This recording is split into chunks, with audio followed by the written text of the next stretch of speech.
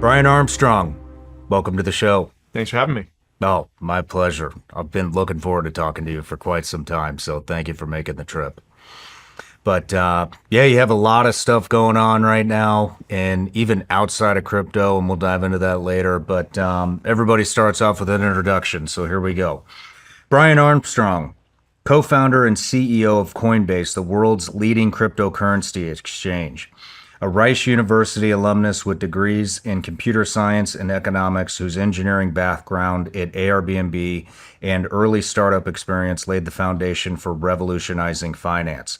Visionary entrepreneur who transformed a passion for Bitcoin into a publicly traded company that's now part of the S&P 500, driving economic freedom through blockchain technology. An advocate for free market capitalism and crypto's role in fixing broken financial systems, founder of innovative ventures beyond crypto like New Limit, which aims to extend human health span through epigenetic research, and Research Hub, a platform for open scientific collaboration. And I just wanted to rattle off a couple of stats here. When we were researching you, we found some stats about crypto, and so just 9% of Americans are satisfied with the current financial system.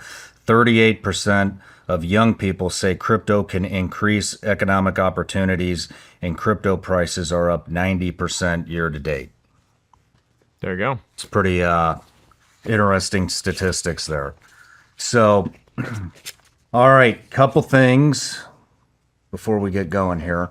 So, everybody gets a gift. Mm-hmm. So I got you a couple gifts. Okay. Here's the first one. Those are Vigilance Elite gummy bears. All right. Legal in all 50 states. Not that you have to worry about that in California. Yeah. But it's just candy. So Okay. No CBD. no THC. nothing. Great. Thank Red you. dye and sugar, baby. That's it. Thank you. You're welcome. And found out that you are a firearms enthusiast. So got you a gift All right.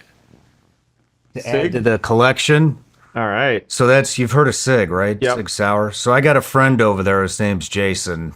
Huge crypto guy. Okay. Told him you were coming on, and he got all excited, wanted me to give this to you. So Wow. Okay. So that is the Sig Sauer P226 Legion. I think that's the top handgun that they have right now. Yeah. And so just a little background on that. You know, we were kind of talking about my SEAL career and some firearm stuff at breakfast. Yep. So that is the upgraded model of what all SEALs were issued. And that thing is awesome. I think you'll really, really like that. All metal. They don't make guns all metal anymore. Not very many of Yep. them. And it's just a well-produced, Thank you. nerd machine. You're welcome. All right. You like it? I like it. I mean, it's California. Do we have to go to some federal firearms? We'll handle all that stuff The for transfer part. you. We'll handle that stuff for you. I love it. Thank you so much. Yeah, you're welcome. So this is so how is this different from the one you were issued in the SEALs? So are you new to shooting? I've been shooting since I was growing up a little bit here and there, but I'm not like I'm not a pro. I own a couple guns, but So it's pretty much, it's pretty close to being the same thing, but there's a couple of things. So if you look at the front towards the barrel there, yeah. you'll see those grooves on the top. Oh, okay. So that disperses the gas, which helps you stay on target Yeah. faster. So instead of your gun flipping up like that all the time, it'll Yep. stay nice and flat. Yep. The trigger's been upgraded. There used to be like this decocking lever on the old one, but they've done away with that. And then one of the things that I really like, you see that little notch that's sticking out like right under the ejection port? They call it a gas pedal. Other side? This? Yeah, right there. Yeah. So you put your thumb That's on what I that. was thinking. Yeah. It's for yeah. So that helps keep it the nose down. Helps you control it a lot more. Yeah. Cool. So yeah, it's like running a sewing machine. I Yeah. love that thing. What's the magazine capacity on these? I Is that believe even allowed? And it's 21. Your version might be a little different. yeah, we might, But we might have to adjust those when we take it to California. But yeah, 9 millimeter. Okay, yep, 9 millimeter. You'll love that thing. cool. Well, yeah, I don't know if we'll have time later today, but it'd be fun to do some shooting. So thank you for that. That's Hey, great. my pleasure. Yeah. My pleasure. If we don't get to do it today, maybe the next time. Yeah. Well, Well, definitely the next time, because in the new studio, we've got a gun range literally right at, you walk out the studio yeah. and you're on a gun range. Yeah. So we'll have to have you back. That's great. I brought you a little gift too. You want to go for it? Love gifts. Okay, so I'll let you open that.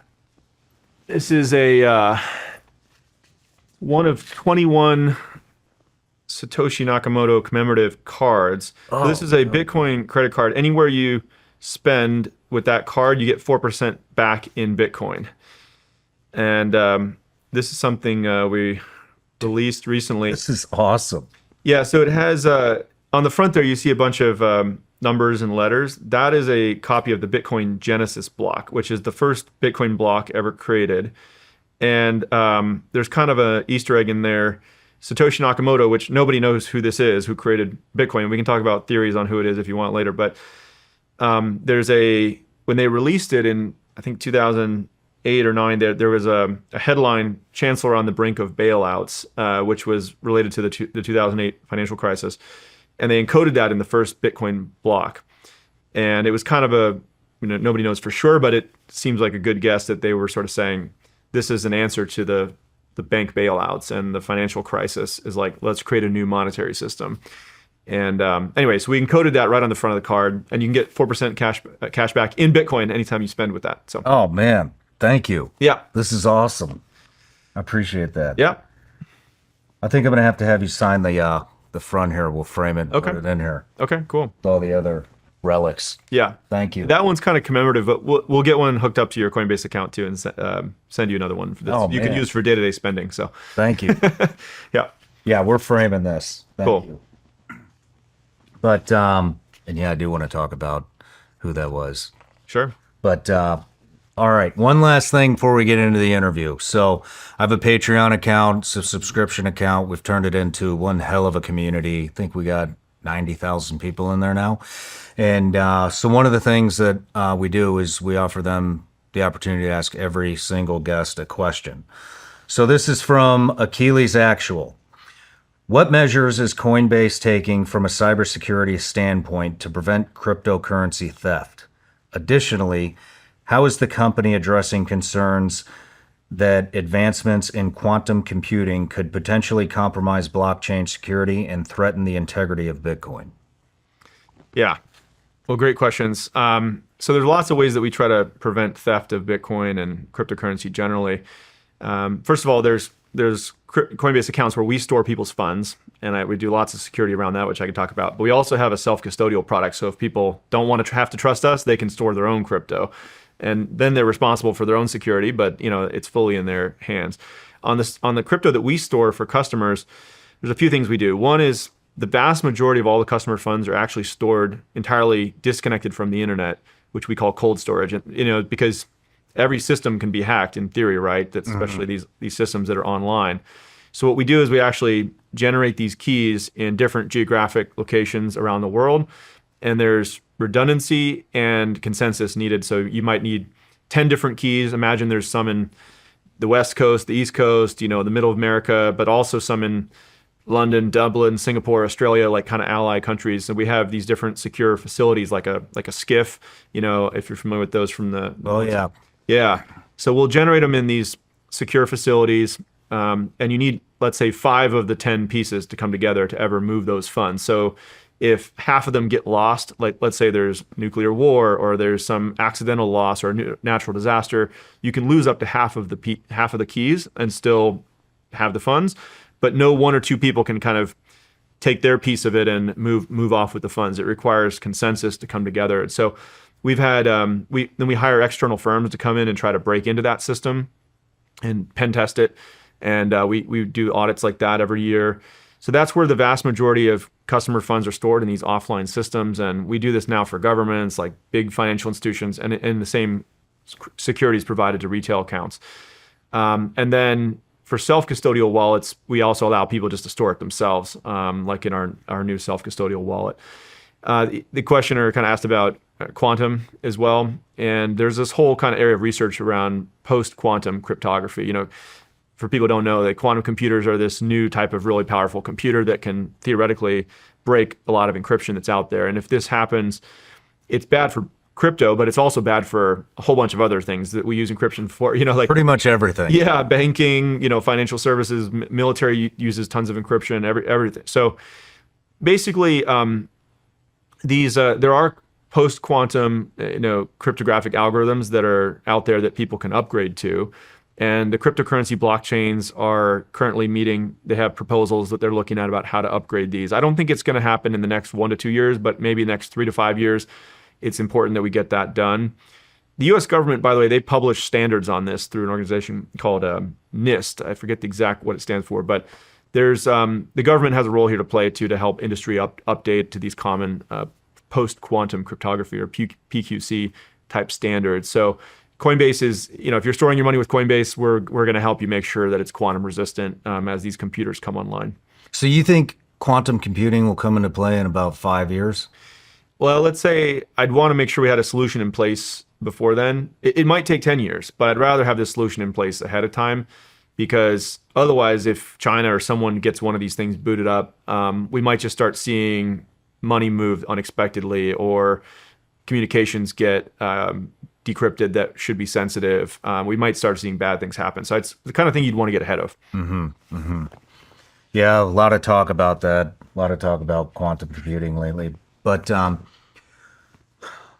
well, I'm just fascinated with innovators like you, and dove into the tech space at the beginning of the year. And so one of the things, I like hearing where you guys grew up, what your childhood was like, and how you came to Coinbase. So let's start with, where did you grow up? Yeah, I grew up in San Jose, California. And my mom and dad were both engineers. My mom was a programmer at IBM. My dad was a civil engineer, worked at Lawrence Livermore National Lab. And so it was kind of a household where we focused a lot on school academics, science and math. And both my sister and I kind of learned a lot about that growing up, and had early computers in the home. And I was kind of like I was a very shy, introverted kid. I was not very good at talking to people, but I loved computers. I just kind of initially gravitated toward them when we had them in the house, like the early IBM 486 PCs and these kind of things. So, I was like playing games on there, but I got to learn over time about operating systems, some basic programming languages, and I didn't really know what I wanted to do with my life, but I was a nerd, basically. I was like a total geek, kind of learning about these things. And What age did you start getting interested? pretty young. I mean, even in middle school, I was trying to learn how to program computers. And in high school, I was taking some classes in that, like at the local community college. So I had my normal classes for high school, but I was kind of more interested in the programming classes I was taking at the community college. And yeah, in I would stay up late, like until 2 in the morning and 3 in the morning, kind of learning how these computers worked. And then I'd be like totally sleep deprived for school the next day, like kind of faking my way through these classes. So, in hindsight, that should have been a signal probably that I was more interested in this other thing, which they weren't teaching in school. But, we didn't have like computer science classes at the high school or anything. What else were you into as a kid? Were you into any sports, outdoors?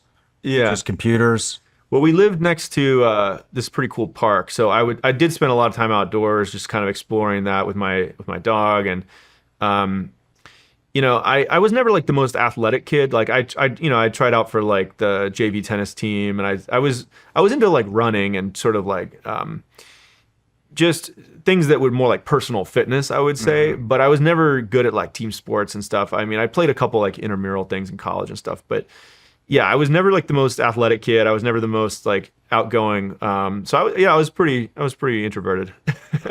Right on. Yeah. Where'd you go to school?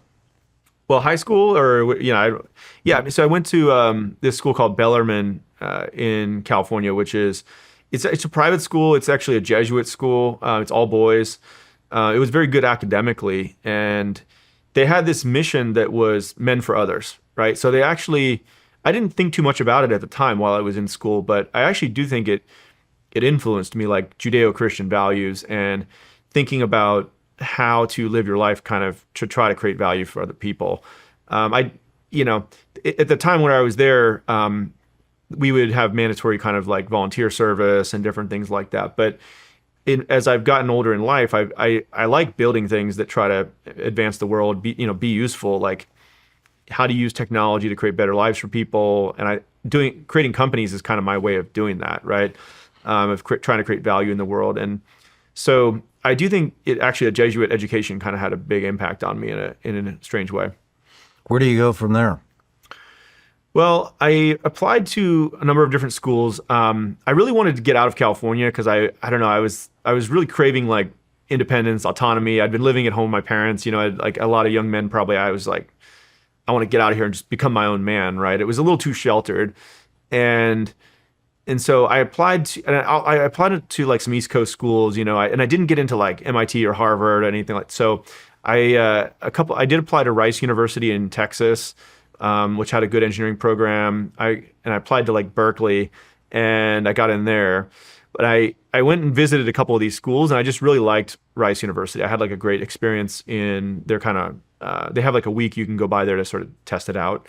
So I ended up choosing Rice University, a really good engineering program, and learning about economics as well in that setting was really interesting too. I mean, I remember like the first day of Econ 101 kind of on your freshman year, and the professor said, I think the very first line he said was, economics is the study of scarcity, right? Like there are finite resources in society, and so if you ever are saying, hey, we should have more teachers or more firefighters, you always kind of have to ask the question, well, at the expense of what, right? Because there is scarcity, right, of resources. Like, so if you want to have more of something, you have to have less of something. And they get into like supply and demand and how to housing work. And so that was like a really interesting foundation for me. And then I combined it with computer science, which was really foundational, just helping me understand how technology and computers work. And so I had no idea what I was going to do with my life at that time. But of course, in hindsight now, economics and computer science, like crypto was kind of the perfect intersection of that. Interesting. So I know you went to Argentina. Was that to study? That was after college. And again, it was me sort of, I think I was just seeking adventure. I'd never like been in the military. I'd never been in like a frat. I don't know. I always felt like I was a little too sheltered. And so after college, I had tried starting this company in the tutoring education space, and it wasn't going that well. And I was like, I felt like I just needed to go abroad and like try living in a bunch of different countries and put myself out of my comfort zone. So I went to Buenos Aires, Argentina, almost like the first stop, and I was going to do like a month in every city and a major city in South America for like a year. But once I was like kind of more set up and established in Buenos Aires, I was like, I don't know, it became like a home base. I didn't want to move every month. It was just too much work. So I spent about a year living there. And did you like it down there? Yeah, I mean, so in some ways it was like quite lonely actually. Like I didn't really know anybody. I barely spoke the language. I was trying to learn Spanish. There was a bunch of expats, and so you get to meet some interesting people, but I didn't really have that big of a friend group. So it was kind of lonely for like 6 months, but I eventually did start to build a bit of a community. One other thing that was fascinating, again, kind of in hindsight, this makes sense, but at the time I had no idea what I was doing with my life. I was just trying to start different companies and doing some software consulting for people. And I got to see a society that had gone through hyperinflation, right? Because the currency in Argentina has been devalued many times, and it affects the whole culture, right? People get their paycheck and they're like, oh, immediately I want to go spend it because it might be worth less tomorrow, right? Or I remember like they had these buses that would go around Buenos Aires, and it would take like you'd put coins in there to like get on the bus, but the currency had been devalued so much, people had to bring like two handfuls of coins or something to get on there. So coins actually became kind of scarce in society. People would hoard them. it also just, it really destroyed, I think, the culture. Like the people there, they're not optimistic about the future.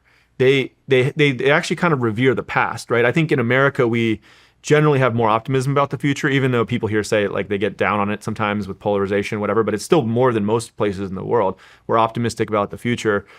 In Argentina, I think people feel like, hey, it could all be gone tomorrow. And so just like live every day like it's your last, have good food, good wine, good family, conversations, relationships. And that's fine too. But there's an inherent pessimism about like, just kind of keep your head down. Don't try anything too crazy because, the government might just come in and take all your stuff. So that was something I had never seen really growing up in the United States. And again, when I read the Bitcoin white paper years later, that piece clicked there for me. I was like, oh my gosh, there's people in the world who don't have access to any kind of sound money that really stores value. It can be abused and manipulated by the government. And that's actually the default in most countries of the world. Like the United States historically has been a real exception to that. And people who've only spent time in the United States, I think sometimes they didn't really get crypto early on because like, well, what problem is this solving? The dollar works fine. And the dollar has its own challenges, and with inflation now, and there's high fees and all kinds of broken things about our financial system, but the rest of the world is way, way worse, right? So that was something that when I saw Bitcoin, I was like, okay, this could solve a real problem for a lot of people. I mean, what was in the white papers that you read that got you all fired up about it? Yeah, so the Bitcoin white paper is a pretty fascinating document. It's pretty complicated and it's kind of dense for anybody who's not read it. And I read it in, I think, December of 2010. I just happened to see it on this website called Hacker News, which like people just put out technical content. And it was describing how the world could have a currency that was decentralized. No country controlled it. No company controlled it. But it could be provably scarce, kind of like gold, where you couldn't just make more of it out of thin air. And you and I could have a peer-to-peer transaction with no intermediary in the middle, like a bank or a credit card company or someone taking fees or being able to deplatform or debank one of us, and so if you could have a peer-to-peer cash system that was trusted because there was no government or kind of company that could go in there and manipulate it, I was immediately captivated by that. Like I had been reading like a lot of like Ayn Rand and some of these economists like Milton Friedman, these kind of free market guys and libertarian stuff, and the idea like really appealed to me, having seen how Argentina, like these people's lives had been destroyed by high inflation. I was working at Airbnb at that time, seeing how they were trying to move money to 190 countries all over the world, and it was completely broken and slow and high fees and delays. And so I read that Bitcoin white paper and I was like, that's a crazy idea. That's kind of like the internet or something. Mm-hmm. How do we have a global decentralized network for sharing information? The internet kicked that whole thing off. This was describing something kind of like the internet, but for moving value and money and all types of assets, and kind of like an internet of money or something. And so I just kind of couldn't stop thinking about it for like 6 months. I kept reading more and more, trying to get my hands on any kind of information I could find. And then I started going to these early Bitcoin meetups that were happening in San Francisco, which was a crazy experience of its own. Because the people who would show up to these things in 2010 were like, some of them were like anarchists, some of them were like computer science PhDs, some of them were just like homeless people coming in for free beer and stuff like that. It was a real motley crew of early people. But I couldn't stop thinking about it for 6 months, and that's what made me start to work on this prototype, like nights and weekends, of what would eventually become Coinbase. Interesting. I mean, who is Satoshi Nakamoto? Who is it? Yeah. So nobody knows for sure, and I wouldn't claim to know for sure, but I think there's a couple good theories out there. One is that there's this guy, Hal Finney, who is a computer scientist. He passed away, so he's not alive anymore. I think there's a good argument he's probably one of the people that created it. Now, it could have been multiple people that collaborated and tried to use this pseudonym as kind of a, I think they knew that if this worked, that they might get hauled in front of Congress or, killed. Yeah. I mean, and that Satoshi Nakamoto or whoever that is, or they are, they did mine a lot of early Bitcoin, which is now worth a ton of money, like at least $100 billion or something. So they knew like their family would have to have private security. And so I think they were thinking that far ahead. I'm just speculating, but that could be the case. So anyway, Hal Finney is a good candidate. There's another guy, Nick Szabo, who may have been a collaborator. There might have been a third person. And a bunch of journalists and stuff have tried to track down these different people who may or may not have been Satoshi. I think most of them got it wrong. The most likely explanation is it's probably Hal Finney, maybe in collaboration with one or two people like Nick Szabo. But regardless of who Satoshi actually is, the idea stands on its own, right? It's kind of like, I don't know, like if someone had discovered the theory of relativity, but that person turned out to be a bad person or a good person, whatever your judgment of them, it doesn't really matter. Like the theory stands on its own. It's a genuine breakthrough. And I think that Bitcoin, that white paper, is a genuine breakthrough in computer science. It's the first time that someone was able to come up with a purely digital good that was provably scarce. Like I'll give you a simple example. Like, let's say you have a photo on your phone and you can make infinite copies of it. You can send it to me, you can send it to 100 people. Like most digital items are easy to be copied and you can just have infinite copies of them. That's a bad property for something to be used as money. Money needs to be provably scarce. Otherwise, someone can just kind of create a ton of it out of thin air. And so this algorithm that they described in the Bitcoin white paper says, all right, we're going to have a digital item, but we're going to guarantee the scarcity of it. And I mean, if you want, I can try to describe how that works. It gets a little complicated, but like the important thing to realize about it is that at this point, like thousands of people have looked at that algorithm and tried to break it, and no one's found a way to break it. Even like, if China or like these big nation state actors with the top resources, everything in the world, if they could find a way to break it, it's very profitable. They would be able to take $1 trillion or something out of Bitcoin. No one's been able to break it for like whatever it is, 13 years now. So it's the longer it goes on, the more proven it's become of how it's going to stand the test of time. And the mathematics behind it is really solid. Can you talk, I mean, we're talking about printing money out of nothing. Yeah. Sounds familiar. Yeah. And yeah. Very familiar. Federal Reserve, yeah. And actually that's where I want to go is I want you to talk a little bit about the Federal Reserve when we came off the gold standard and what's happened. Yeah. So I think this is a fascinating topic if you study history, right? And there's been, obviously America has the reserve currency today. It's a huge form of power for the United States.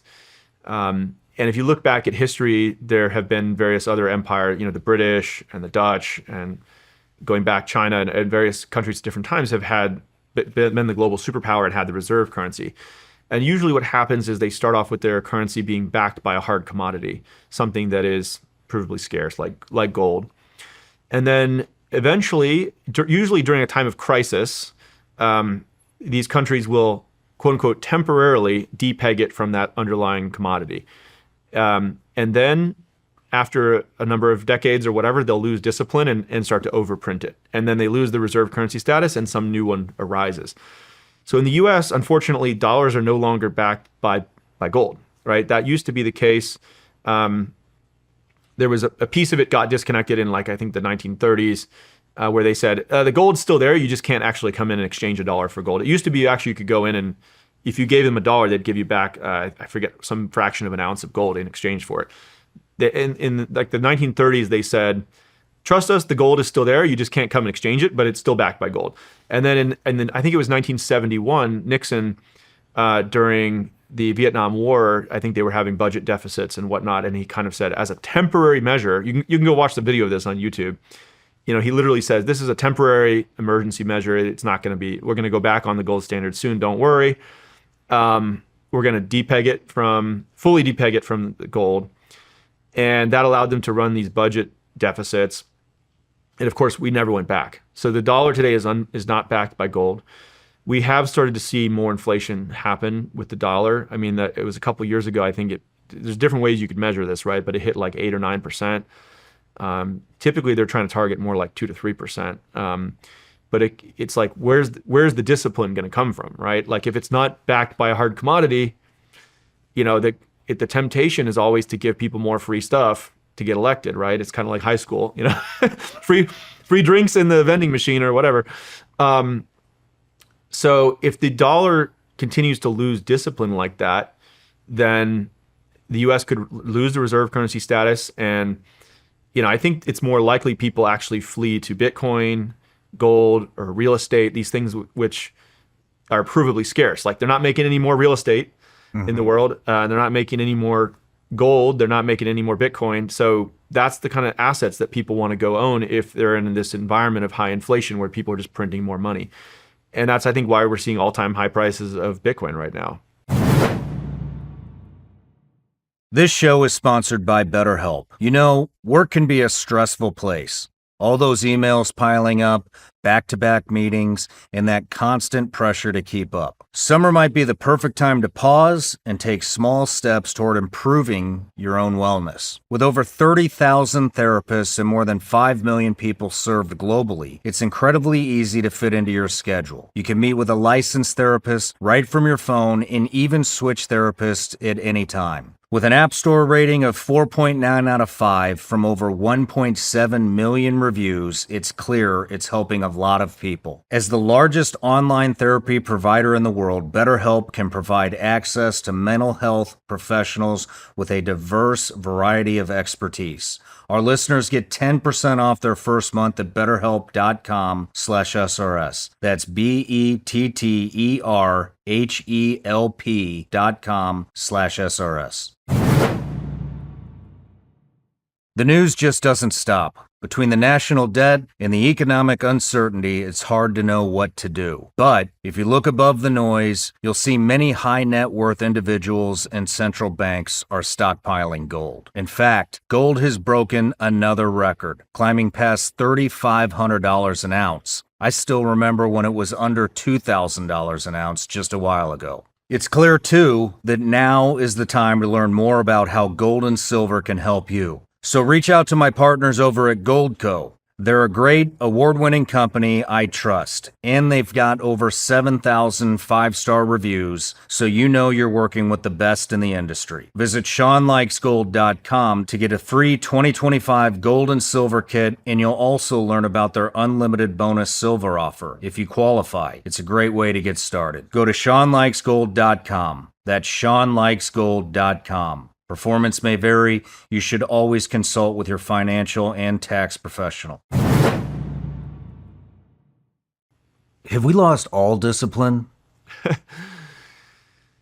It's kind of like a big question, right? Is America in decline? I mean, trust in our institutions is at all-time lows if you look at the polls.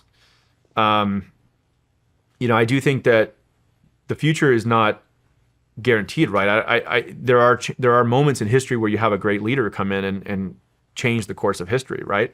So, around crypto and things like that, like President Trump has done a lot of good stuff. We can get into this whenever you want, but I mean, there was a whole war being waged on crypto in the last administration, which we had to fight back against to protect. Yeah, get into it. Let's get into that. Yeah, but I'm just trying to think about your broader. It's a big one. I hope America is not in decline, right? America is such a unique thing historically, to have a land where you actually have these freedoms and democracy and whatnot. Like, it would be a damn shame, right? If America starts to fall, who's going to take up the mantle, right? Like, I don't think China is aligned with our values on that economically or in other ways. So it would be bad for the world if America really is in decline. I think we got to try to save it, but we can also have alternatives, right? Like Bitcoin can come up, or maybe we'll have Mars. Maybe we special economic zones in the U.S. We can talk about all kinds of stuff. I love to talk about this with my friends. But yeah, you want to jump to the war? Yeah, on crypto? I don't think America's in decline. I think we're at a very pivotal moment where if we don't turn the ship around, then we're probably going to be entering decline. Yeah. Very quickly. Yeah, and we've been through some crazy shit before, right? I mean, yeah, the 60s and all that, and then we also landed a man on the moon, right? So, yeah, America seems to be, no matter how screwed up America is, it's like everywhere else is kind of worse. Yep. So, That's kind of where I was going too. Yeah. I mean, we have the best innovators in the world. I'm sure you're going to relate to this, but I mean, like I said, I've dove into the tech space and I've talked to a lot of innovators. And the one thing I will say, man, is that all of them are really fired up about the current administration and getting rid of some of the bureaucracy. Everybody in power and AI and everything. Everybody seems to be gung ho about this administration kind of gutting the bureaucracy a little bit and letting the innovators innovate and change the world. Yeah, I'm all for it. I mean, that's how we build a better future. Is we've got to get rid of the bureaucracy, like deregulate. Allow people to build power plants, like nuclear fusion. We should have like supersonic jets, like accelerate biotech. It takes like 10 years and $2 billion to get a drug to market now. So it's like every year you wait, people are dying, right? So the mentality of if you overregulate, you can kind of be so safety oriented, but then you just freeze in time, right? Like air travel is pretty safe. Used to be. Yeah, that's true. Some gaps in that maybe recently. But overall it's pretty safe. But like the jets literally look the same as they did in the 60s. And none of them can fly faster than 600 miles an hour. So that's not what, to me, that's not what America's strength is about, like, is freedom, free markets, small government. In my view, like the government really should just be there to kind of run the military, protect from foreign invaders, run the police, protect, enforce the laws at home, and run the courts and like adjudicate disputes. And I think pretty much everything else, like the private market, would better solve those issues, right? And education, healthcare, like go on down the list. And you should, it's a philosophy of more like personal responsibility and like there are non-government solutions to things in society, right? Like private charities, churches, like the family unit, like these kind of things can create that structure and safety net in society. The government doesn't have incentives aligned to create good outcomes typically because there's no competition. Competition breeds excellence. And if the government is the only game in town, it just deteriorates over time. So the incentives aren't aligned for the government to do good things. They should be small, focused on what they have to do, the monopoly on violence, and then let the free market cook. And I think that would be a stronger America. Me too. So what's the war on crypto? I can't say I'm not a crypto guy because I buy it, even though I don't understand. I don't understand it nearly to your level. But why would there be a war on crypto? Yeah, well, crypto is a threat to some people in power, right?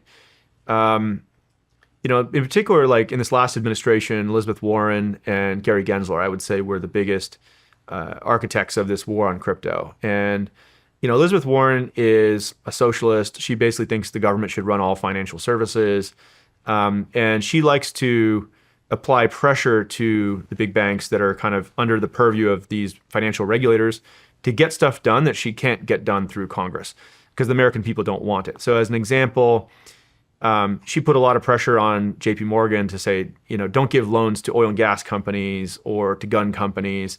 And so she has these kind of political motivations, and because she can't get them passed through Congress because the American people don't want that, she'll kind of in an extrajudicial kind of way appoint these financial service regulators, and those regulators will go into the bank and say, hey, it would be a real shame if you were to do this. They have a lot of soft power. They can say, hey, we're going to come in and audit you once a month instead of once a year and ask you to produce thousands of pages of documentation. And if you upset your regulator, you can be in the penalty box for years and years, right? So this kind of soft power, we called it like Operation Choke Point 2.0. They'd go into the banks and try to debank people that they didn't like for their political reasons. And so crypto comes along totally outside the power structure that they've been able to infiltrate. And it allows people to kind of do financial transactions without the risk of being shut off by your bank. And so she hates crypto. And it's like, it's pure hypocrisy too, because she's always kind of out there saying, well, we're here about consumer protection. I'm trying to protect the little guy. And the minute, like some legislation gets proposed for crypto that would protect the little guy, she'll fight against it like tooth and nail. So anyway, long story short, she appointed this guy, Gary Gensler, to be the SEC chair as the head of the Securities and Exchange Commission. And he's like a powerful financial services regulator. And what members of Congress told me was that she made a deal with him. He really wanted to be Treasury Secretary, but she said, hey, look, in the first term of the Biden administration, do the SEC chair role, go hard on crypto, try to really tamp down on this stuff. And if you do a good job, I'll try to make you Treasury Secretary in the second Biden term. And so he really wanted this job to be Treasury Secretary. So he's a smart guy, by the way. If you go back and look at his talks before he became the SEC chair, he was teaching these classes at MIT about how great crypto was and how it's such a powerful technology to update the financial system and all this. Are you serious? Yeah. So he totally flopped. He totally flip-flopped. Yeah, I think just for a job. I think these guys, like, they're mentally willing to, change their values and what they will do it's basically for personal advancement, right? To get the job he wants. And so, he went in there and started creating all this lawfare essentially against crypto companies. And like for us, we had gone public in 2021. As part of becoming a public company, you have to disclose all this information to the SEC. They send you like a bunch of comment letters back and forth. Like they sort of turn over every stone. They understand everything about your company. And they allowed us to become a public company at that time. In 2021, they said, okay, great, you're good. The public consumers can own your stock and you're good, kosher. And then a few years later, after this pressure from Elizabeth Warren, he decided, you know what, actually, we don't like all this stuff. And they started sending us these really nasty letters like, hey, we have deep concerns about all these things you're doing that they had just allowed us to become a public company doing. And so our lawyers, we went in, we met with them probably at the SEC like 30 times over a period of a year or two. And we just tried to be helpful and answer all their questions. And, and we would ask them, sometimes we would ask the regulator should be giving you a clear rule book, right? Like, here are the rules you have to follow, and then we follow them, and that's how it should work, right? They wouldn't give us any rules to follow. And our lawyers, I remember we would ask them in these meetings like, well, here's how we think about it. Here, we read the law, and here's the program we designed in compliance with the law. Do you have any feedback for us? And they'd say, we're not going to give you legal advice. And we'd say, okay, well, are we doing anything wrong? And they're like, we're not going to give you legal advice. And then after 30 meetings, they hit us with a lawsuit claiming we had violated all of these laws. And so that was like a pretty interesting moment as a CEO, because normally most people would tell you never engage in litigation with your regulator. It's like they can make your life hell, right? And I made a decision at that point. I was like, we got to fight this, because I was like, show me in the law did we violate any rule? They couldn't point to anything, but they said, you have to stop all this activity that you're doing. And I kind of felt like if we just complied with that, it would not only hurt our business, it would actually kill the entire crypto industry in America. And a lot of this stuff had been going offshore anyway. You might have read about like FTX, this exchange, and Mt. Gox, and like these things, American consumers were using these offshore platforms, which were then blowing up and stealing people's money. And so I was like, really, we're just going to cede this entire industry to foreign companies and not have the future of technology and financial services be built in the US? Screw that. Like, let's go fight these guys because I think we have the better argument. Now, that, of course, litigation takes a long time, right? So for a period of a couple of years, we were engaged in litigation with the SEC. It had a massive depression on our stock price because a lot of public market investors will just be, oh, you're suing the SEC? Oof, this is too risky. I'm not going to go near that stock. And they kind of played dirty, like they pressured these different companies not to work with us, and what companies? Like we were trying to close deals with big banks and to get money movement onto our platform, and the SEC would go meet with them and tell them, hey, that company Coinbase is under investigation. Like we don't think you should work with them. Wait, are you talking like when I go into Coinbase and I want to put in money from my bank account? Is that what they were trying to stop? Linking bank accounts to Coinbase? I mean, to be honest, I was worried about getting like personal criminal charges because some people I talked to, like my lawyers and stuff, they said, this is a civil lawsuit where they think maybe the company had some technical violation, but they're like, it's not unheard of where they actually would put personal criminal charges on you, even if they're totally bogus, just to try to pressure you to settle. the other case, right? And so, I was prepared for that to happen if it was going to go there, but luckily it didn't. And these guys basically once the Trump administration came in and they appointed a new SEC chair, he looked at these cases and he just threw them all out. Like he just was like, this is ridiculous. And so that case got, luckily this year, I think it just got totally withdrawn. If we didn't pay a single dollar in penalties, we didn't have to change a single thing about our business. It was like pure lawfare. They were just like harassing us with these bogus lawsuits to try to kill the industry. And a lot of luckily we had deep enough pockets where we could pay these lawyers. We probably spent like $50, $100 million on lawyer fees.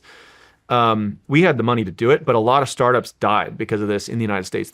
I know a lot of founders who their companies just shut down because they couldn't deal with the legal costs of the SEC suing them. So it was pretty messed up.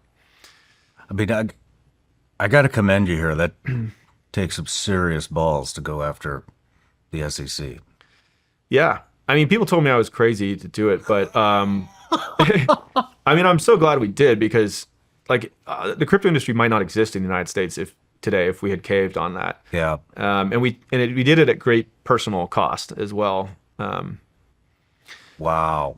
And that took how many years? It took about, I think, 2 or 2.5 years to resolve. And yeah, it was like $50 or $100 million in direct legal fees. But then, yeah, our stock price was down in the gutter too for a long time. So yeah, it was a huge setback for America. And I sort of joked with some people that, after being SEC chair, Gary Gensler should go run the economic development board for like the UAE or the Bahamas or something, because he literally he grew their economies enormously because a lot of the crypto businesses moved offshore outside the United States and set up shop there. And he created all these jobs offshore, anyway. Well, it turned into a huge win. So yeah, at least in my eyes. I mean, the positive of it is that we learned how to become very politically engaged as an industry. I mean, I was sort of telling you at breakfast, right? Like I naively coming into starting a company, I kind of thought, and I was always kind of apolitical, and I was like, I didn't really want to engage in government stuff. And I was just like, all right, well, if we just follow the law, we don't have to deal with DC and a bunch of policy stuff, right?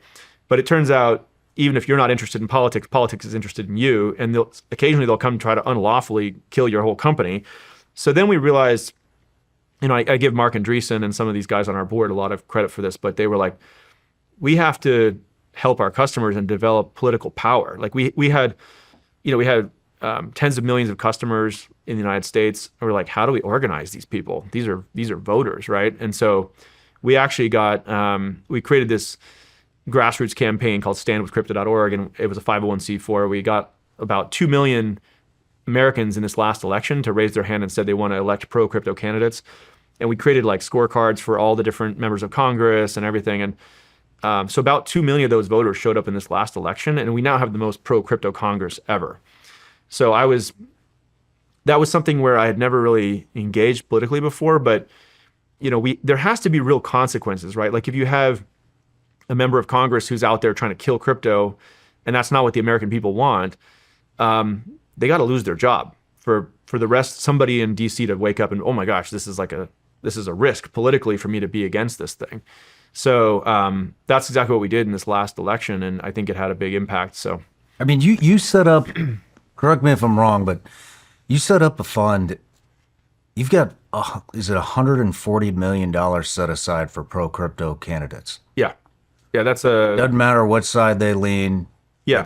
That's the goal. It's bipartisan. That's a PAC that we were involved in along with a bunch of other people in the industry called Fair Shake. So yeah, it's got a bunch of money, and they're helping elect pro-crypto candidates. Yeah. How's that? I mean, have you got anybody unseated in the Senate or in Congress for going against crypto? Yeah. So the most notable one was that in this last election in November, Sherrod Brown was the sitting member. He was chairing of the Senate Banking Committee, and he was super anti-crypto. I flew to DC probably like 3 or 4 times trying to meet with this guy. He would never take a meeting with me. We flew in a bunch of entrepreneurs from his state, Ohio, like crypto and blockchain entrepreneurs. This was during an election year. And I was like, hey, maybe if he won't meet with me, he'll meet with people from his state trying to build businesses, right? He refused to meet with them, didn't show up. And he was just blocking every time we were saying, look, the SEC and Elizabeth Warren are trying to kill our whole industry unlawfully. Like, can we talk about getting some real legislation passed that would protect consumers and allow the industry to be built here? He would never meet, right? And he'd block every attempt at legislation. So he was up by about 11% in going into the polls going into November. Sitting member of Congress, like very senior member of Congress. And there was a guy running against him, Bernie Moreno. And we in the crypto community decided to like back this guy, Bernie Moreno. And he went from being down by 11 points to winning the election. I can't remember by how much, but that was a huge upset. That sent like shockwaves through DC, where people are like, oh my gosh, like Sherrod Brown, the sitting senator, like got kicked out because of the crypto industry.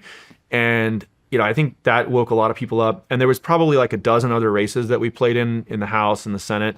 Most of them, I can't remember what percentage it was, but it was like an 80 or 90% win rate. Yeah. And so Congratulations. But people realized in DC, there's no constituency that wants to vote. If you're anti-crypto, nobody really cares. But if you're pro-crypto, you can get a lot of votes. Like the American people want this. So it's just bad politics to be anti-crypto. Have you had anybody that told you that they would be pro-crypto and then flipped? We've had some people that were a little wishy-washy. Yeah, like there was a couple of people, we called it like a foxhole conversion. Like right before the election, they'd suddenly be saying a lot of pro-crypto stuff, but they had been saying anti-crypto stuff previously. And then, Maxine Waters is like a very interesting person. I spent a bunch of time with her trying to like get her educated on this, and she was always like really nice to me, to my face.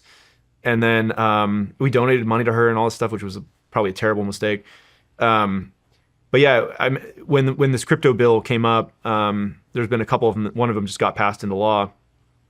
She would like go out on the House floor and talk about like how terrible Coinbase is as a company. And I was like, damn, Maxine, I spent all this time like with you. You were so nice to my face. And suddenly she's like, yeah, she flipped. Yeah, I don't think she's not gonna be pro crypto. I mean, how do you educate congressmen, senators, anybody, appointees, anybody in government, especially, I mean, we're dealing with a lot of dinosaurs up there. Yeah. You got, we have people stroking out on camera. We have people dying in office. We have people with dementia. Like, how do you, because I don't even understand it fully. And I mean, I just interviewed Charles Hoskinson. Yeah. Awesome human. But I still don't get it 100%. And so yeah, if I don't get it, how do you get it to somebody that's a dinosaur in government? I mean, how do you educate them? Yeah, well, this is definitely a bit of a generational issue. Like a lot of times I'll meet members of Congress that are like over 70 and they don't really get exactly, but all their staff have the Coinbase app, or their kids have the Coinbase app.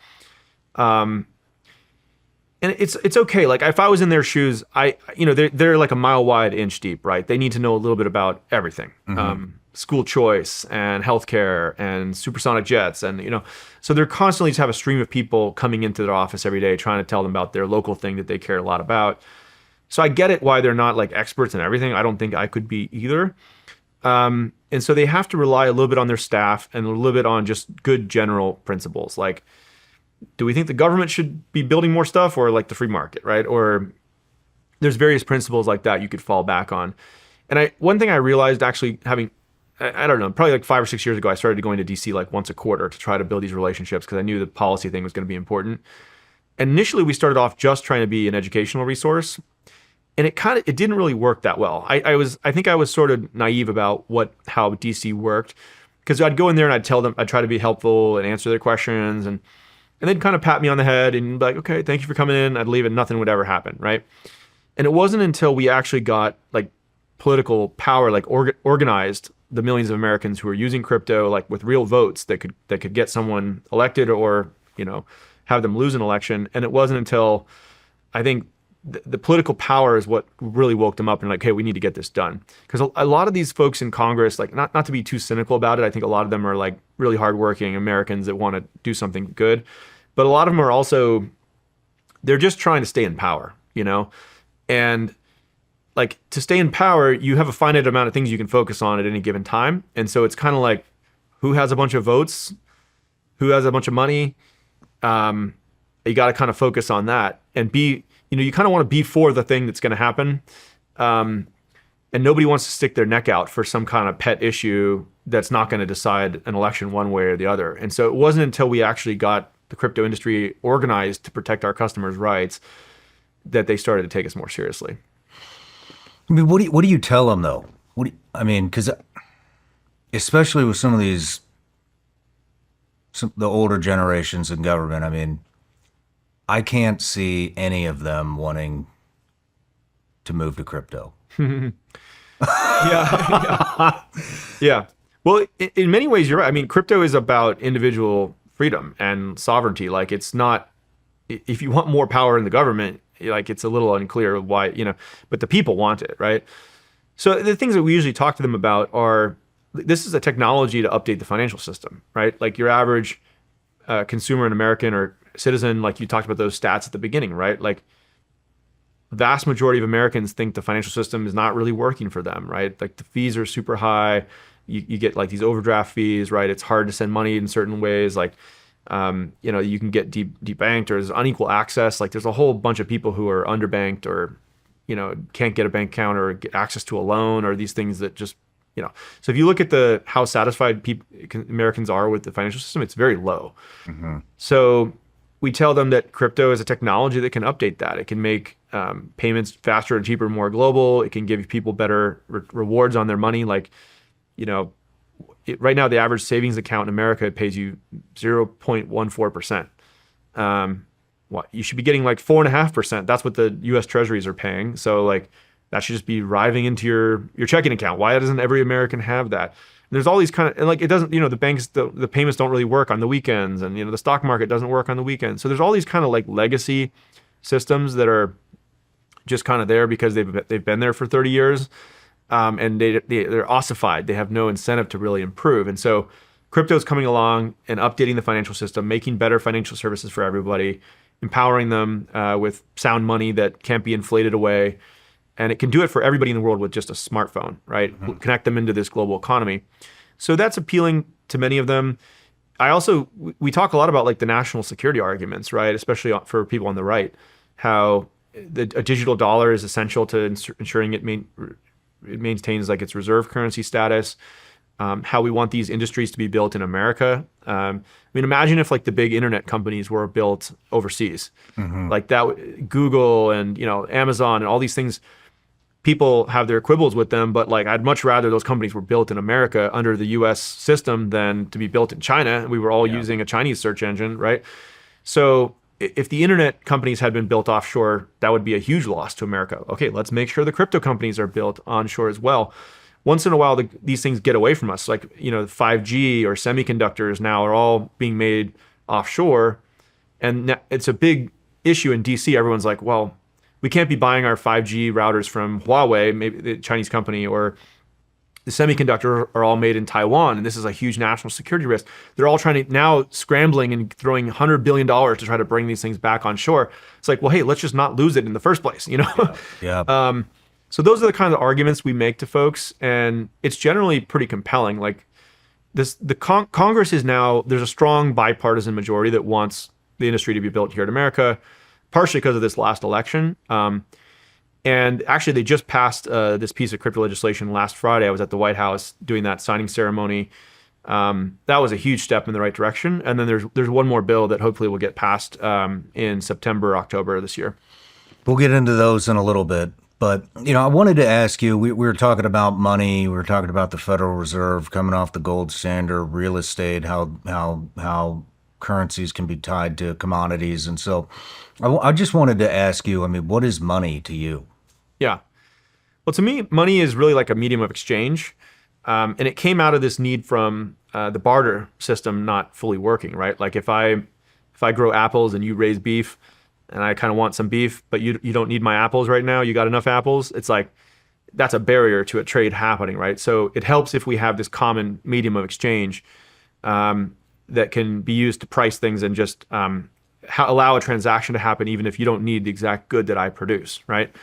And over time, lots of things have been used as money, right? Like people used salt as money at one point. In prisons, people use like cigarettes or different food items as money.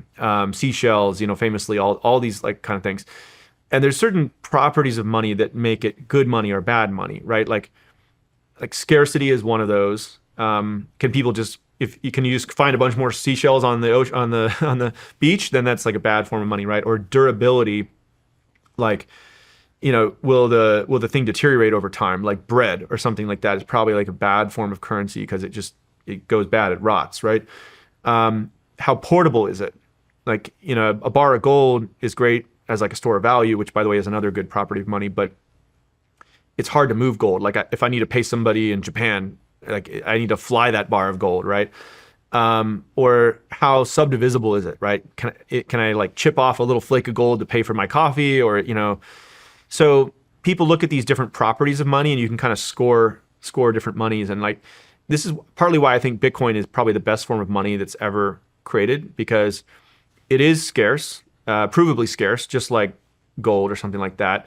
But it's more portable than gold. You can send a Bitcoin transaction kind of anywhere in the world pretty quickly. It's subdivisible down to like 8 decimal places.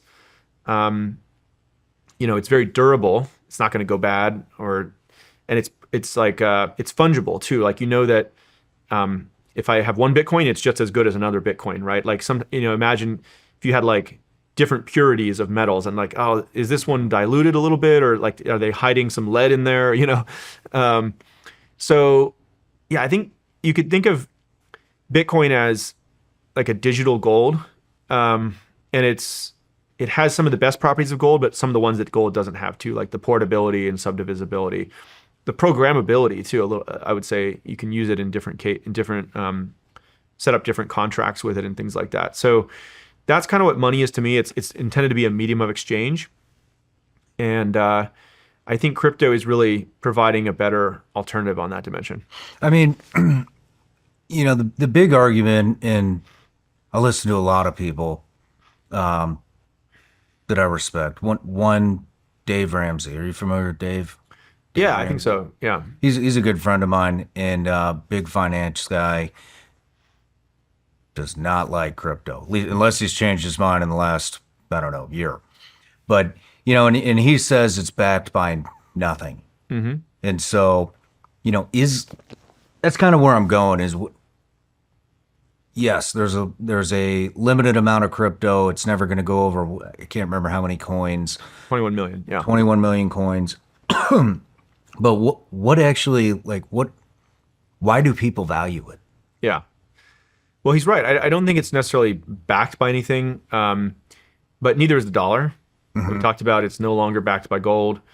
Are Picasso paintings backed by anything? Not really. I mean, they're just paint on some canvas. There's not like an intrinsic value to it. People value gold or Picasso paintings or Bitcoin because they are scarce, and other people believe they have value. It really comes down to trust, right? And a lot of things contribute to trust, like the fact that Satoshi Nakamoto kind of put out this white paper and allowed anybody in the world to mine it. So it was kind of like a fair way to launch it into the world. That created a lot of trust. The fact that no government or anybody's been able to hack it or break the algorithm behind Bitcoin, that created a lot of trust. So do you think that the energy required to mine Bitcoin is possibly a backer? Yeah, I mean, so you could make an philosophical money argument to mine it. Yeah, your energy prices. Yeah. I think if you were to make an argument that it is backed by something, so there's a lot of energy and hashing, computing power that goes into verifying the network. So that makes it defensible against somebody trying to take it over. I think you could say another, like, what is the intrinsic value of it is another question people ask sometimes. And the way the value of it is that it allows you to instantly transfer value anywhere in the world on a decentralized ledger, right? Like, so these are kind of philosophical arguments, though. Sometimes people get really wrapped around the axle of like, yeah, but it's not really backed by anything. And so, I don't know. I just like to kind of concede that point. I'm like, okay, let's just say that it's not backed by anything, but that's true of the dollar and Picasso paintings and all. So to me, that's not like you can't like discount Bitcoin just because of that. If people trust it and believe it has value and it's provably scarce, that's all you need. What are some of the other coins out there that people transact in? Or is Bitcoin the primary? I know it's the primary one, but Yeah. you got all these other ones that popped up, Cardano, Ethereum, Solana, XRP, Solana. I don't know how many there are. There's probably thousands. And then we saw the stuff with Doge, and Elon. Yeah. Doge, am I saying that right? Yeah. Dogecoin. And like, I think it was like early 2020, I was like buying all kinds of shit that I had no idea what it does. Yeah. And you'd see these crazy spikes, both up and down. What are people using? What are the reasons people would hold some of these other coins? Yeah. So crypto is not just one thing, right? Like Bitcoin is digital gold, but there's other blockchains that are really trying to be like the payment layer, the utility layer for crypto. So that's kind of what Ethereum and Solana are doing. And actually, those are like, I would call those blockchains. There's like millions of coins built on top of these blockchains. So you could have, someone might be like, why would there be like millions of these things, right? And if you're thinking about it in terms of currency or money, you probably only need like one or two of those, right? But if you're thinking about it as, hey, this company might need to raise money, or this social media post, like this piece of artwork or content or podcast episode or whatever, that's how you're getting millions of these coins actually coming out. And so this is kind of where crypto is now on the frontier. Bitcoin's like digital gold. There's USDC, which is like a digital dollar. That's like people spending dollars digitally, faster and cheaper, more global. And now there's people, every social media post, whether it's like text or audio or video, that could be a coin. Or like, what do you mean by that? Well, like if you put out this episode, right? Today you have like sponsors on the podcast, right? And that's how you kind of have to monetize it, is like a certain number of eyeballs and you sell sponsorship. But what if people who love your podcast or on your Patreon or wherever, like maybe they want to own a copy of this episode, right? Or the next song that gets put out by some famous musician, right? People want to own a copy of that song. Like people are actually, they can buy directly from the creators in this new model for crypto. So it's actually, crypto started as like digital gold with Bitcoin.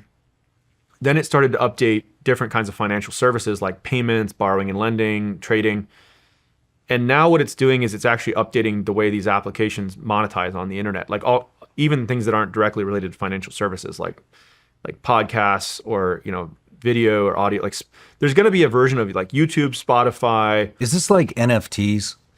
It's similar, yeah. So these things keep coming in waves, but the early version of it was NFTs, exactly, that were like pieces of artwork. But those were kind of like baseball cards or collectibles people would want to own that was like a picture of a funny penguin or something. This is more like every piece of content generated online can be its own coin and have its own market cap and people trading it. And it's just a way for creators to get paid more directly by their audience and their fans. So is this happening right now? It is, yeah. I mean, we just released this app called Base, just like last week, and it's still in beta, but people can get invites for it and stuff. And it's kind of like, it's like a new social media app where every post that you make is a coin. And, if I hope we get you on there at some point or whatever, but if you could put out your podcast episode and people could own it and it would just monetize directly without having to have advertising be the primary business model of the internet. Wow. Yeah. That's awesome. Yeah. That's through Base. Yeah. So that's where this is going. The other cool thing about Base is it's a self-custodial wallet. So you can just hold your own crypto. You own all your own content. That way, like you don't have to trust any third party, even Coinbase. You don't have to trust us. And, we talked about this at breakfast a little bit, but for the main Coinbase app where we're storing people's money, that's a regulated financial service business, right? So you have to get a license every country you want to operate in. And so we've had to go one country at a time, set up a local team, get the local license, so we're in like dozens of countries now, but it's really slow and expensive.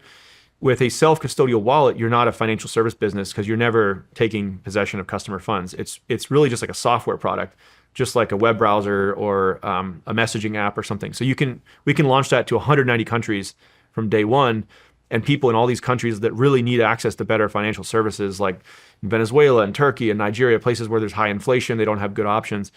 They can now use a self-custodial wallet, anybody with a smartphone.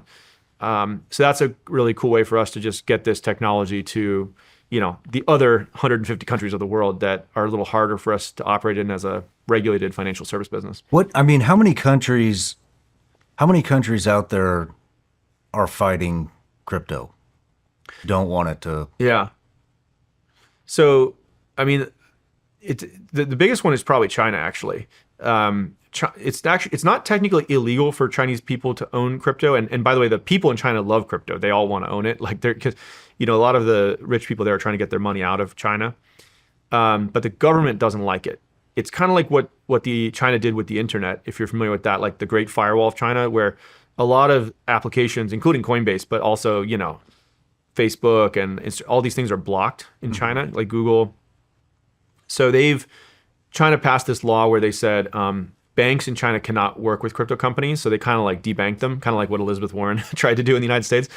And so they made it very difficult for crypto companies to operate there. But the Chinese government issued their own digital currency for the Chinese yuan. So they made it what's called a central bank digital currency, digital yuan. But of course, it's controlled by the government. And if you get on the wrong side of the government, they can just take all your money and shut down your account. So it's a tool. They're using it as a tool for control because they wanted to run their own blockchain controlled by the government. They're very anti like these decentralized blockchains like Bitcoin that are pro-freedom for individuals. So yeah, so China is trying to crack down on it. There's a couple other countries that I'd say the commons, like in India, for instance, the Reserve Bank of India has some concerns about crypto because they're worried about, again, capital controls. Like a lot of the wealthy people, they want to plug into the broader economy. They want to like get their money out of the country to go do things in the world. So some countries are trying to clamp down on that, which takes people's freedom away. So they tend to be a little skeptical of crypto, but the people in those countries desperately want crypto.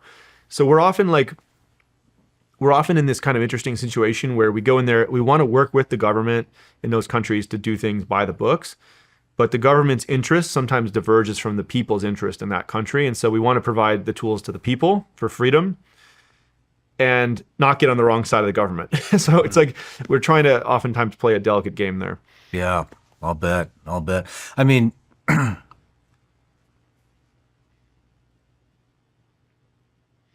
when we're talking about people exchanging, basically using crypto as a currency, how do they? I mean, the big thing for me is the volatility and all of it. You see these massive up and down swings. I mean, when do you think this will or will it? Do you think it will level off? Yeah, so Bitcoin has gotten less volatile over the last 10 years because there's just more and more people who own it now. And I think as you get like bigger pools of capital in the world, like big institutions and rich people all over the world and just everybody really, like as we get to having, there's maybe 500 million people who've used crypto today. I think as we get to like 5 billion or even a couple billion, it'll get less volatile, but it'll still be going up over time because more and more people will be coming in. But you won't see like these 100% wild swings up and down. But this is why a lot of people are using Bitcoin more like a store of value, and then as a currency, like a medium of exchange, they're using things like USD coin or things which are less volatile. So again, it's like crypto kind of has, if you're going to update the entire financial system, you kind of need to reinvent everything. You need like a digital gold, you need a digital dollar, you need digital stocks, you need digital crypto is kind of reinventing all these pieces of the financial system and making them more fast, cheap, global, efficient. What do you think it will go to? Like the long-term implications of it? Or, yeah, I mean, well, from a market cap point of view, I think it's got like a long way to go, 10 or 100x. But I think the ultimate outcome of this is that governments stop controlling currency. Really, like we exist in this world today where there's like 190 countries or so. Some of them are pegged to the dollar, but there's maybe like 150 or so currencies. And each country has its own currency. That might sound like an obvious thing, but like imagine if every country had its own internet. Like that would be a terrible situation, right? Like somebody in Germany wants to listen to your podcast and like they have to pay an exchange fee because they're using different internets or something like that. Like that would be super inefficient, right? We should all be running on the same internet globally. Well, we should all be running on the same monetary system globally, but do it in a way that takes the power out of the hands of like a small group of bureaucrats that can manipulate the currency or whatever. It should be like a fair system that no one country or company controls. So I think that's kind of what we're seeing is the power to issue currency is being unbundled from the state, and it's returning that power into the hands of individuals and people who they can choose what they want to use. They don't have to use it just because they live in that country. And that's going to be a more fair and free society. It's going to be money that can't be inflated away. It's going to be every transaction you can do instantly, for a tiny amount instead of like 2 to 3% every time you swipe your credit card. And it's going to work cross-border. Like there's tons of people who are trying to send money to their family in another country, or they're trying to order goods from another country. Like the current financial system is this incredibly unfair tax on every transaction in the economy, and it kind of just slows down all progress. Mm-hmm. I'll give you an example. Would be like, you remember text messaging used to be like 30 cents? Yeah. Yeah. And I think that at that time there was maybe like 1 billion messages a day sent by text message or something. But these applications like WhatsApp came out and Signal, and text messaging got cheaper. And now it's basically like with WhatsApp or Signal, it's free to send a message anywhere in the world, right? Instantly. Mm-hmm. There's now like, I think it's like a couple 100 billion messages sent per day, right? It's no longer 1 billion messages a day. It's like 200 billion messages sent per day because it's free and it's instant and it's global. And that's kind of what's going to start to happen with the economy and with money.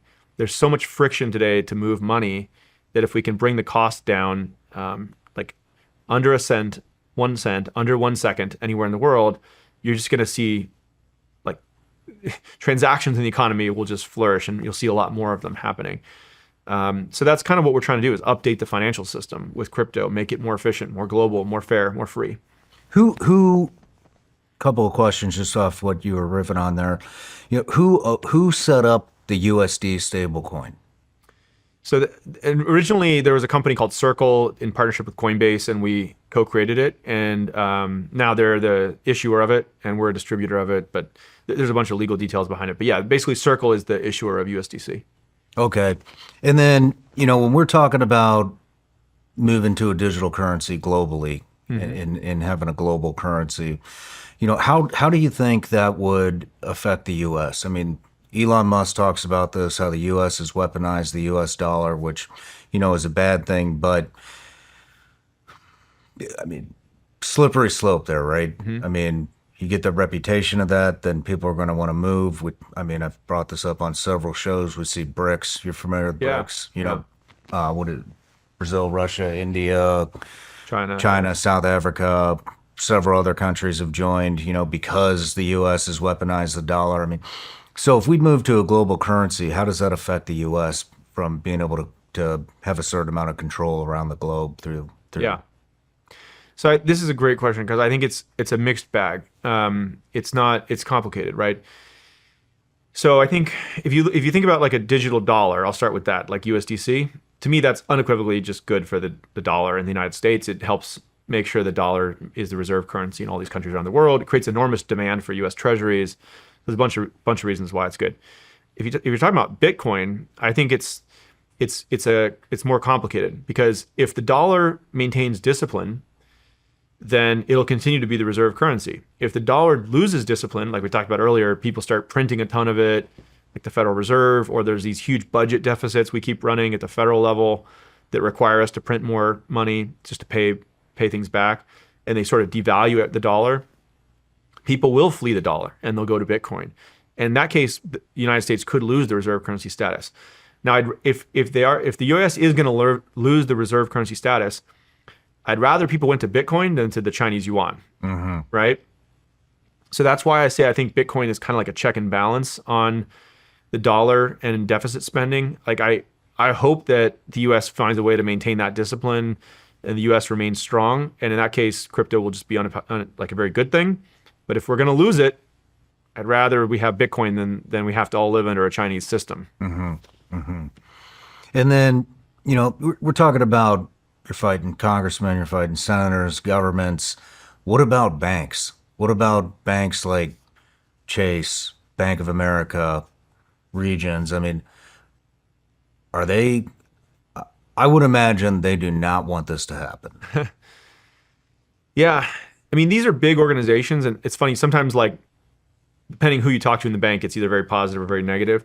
In general, we've had good relationships with the banks. We actually need to work with them because we've basically built a bridge from the bank system into this crypto system, right? So when people come to Coinbase, they usually connect their bank and move a bunch of money into Coinbase. So we actually need to work with a lot of them, and we work with most of the big ones.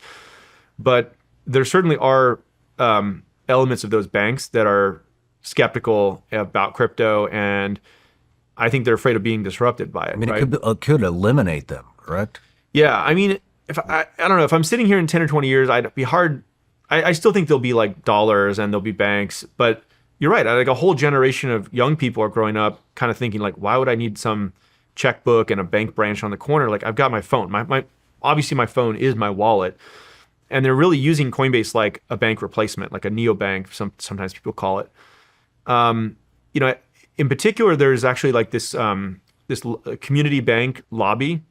I'll just tell you kind of one anecdote about this. So when we were trying to get this legislation passed in Congress for stablecoins, the community bank lobby, which they have representatives in all 50 states, so they're very powerful politically because there's members of Congress in all the districts around the U.S. and they each have these community banks. So they came in and they lobbied hard against the stablecoin bill, and in particular, what they were most concerned about is they said, well, these stablecoins are paying people interest, like 4.5% on their money, and they don't want that to happen because they pay their customers, like 0% or 0.14%, like kind of in their savings account. And their argument to the members of Congress was, well, if you allow these stablecoins to come in and start paying people 4.5% on their money, all the loans will dry up in these communities, like in these small community banks. Now, there's not really any evidence that that'll happen. I think what's more likely is they were just trying to protect their profit margins. They're like, well, we don't want to have to pay our customers like a fair rate to compete in the market. And so they actually managed to get this line in the bill that was like prohibits stablecoin issuers from paying interest to their customers, which is like the kind of unimaginable to me how they managed to convince members of Congress with a straight face that like, hey, we want a law to block our competition from giving more money to their customers. It's like kind of ridiculous. Now That passed. So now there's a good news here, which is that we're not a stablecoin issuer, so we actually are allowed to continue to do it. We also pay rewards to our customers, which are different than interest. There's a whole bunch of legal definitions around this, but we found a way to continue to do it. So we're going to continue to pay 4.5% to our customers holding USD coin, because that's what we want to do is update the financial system. And if people don't like the rates in these community banks, they should have to compete on a level playing field with everybody else. Like that's what the free market is there to do. It creates better products at lower prices for customers. So yeah, but that's the kind of stuff we have to deal with in DC is like these lobbying groups coming in with special interests. And it's part of the reason I'm in favor of small government is like there's just less to be captured, Yeah. If you have a big government, everybody's trying to influence it and try to get their special favors, and it gets you these suboptimal outcomes. How long do you think it'll be before we start seeing, maybe we already are, but when will we start seeing people use crypto as currency at Walmart, at the gas station, at the grocery store, everywhere? Yeah. Well, I think the earliest adopters of it are going to be online, like e-commerce. Just because they're more digital native, right? Like we actually just announced this partnership with Shopify. They have millions of merchants. Even if almost everybody's actually bought something from a Shopify store. Sometimes they don't know they're doing it because each one's like a boutique shop, right? If you go and buy like beef jerky or like apparel or whatever.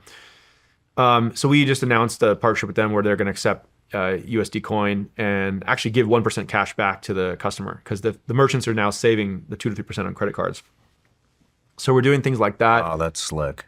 Yeah. So incentivize them. Yeah. Incentivize people to pay with USDC and get some cash back.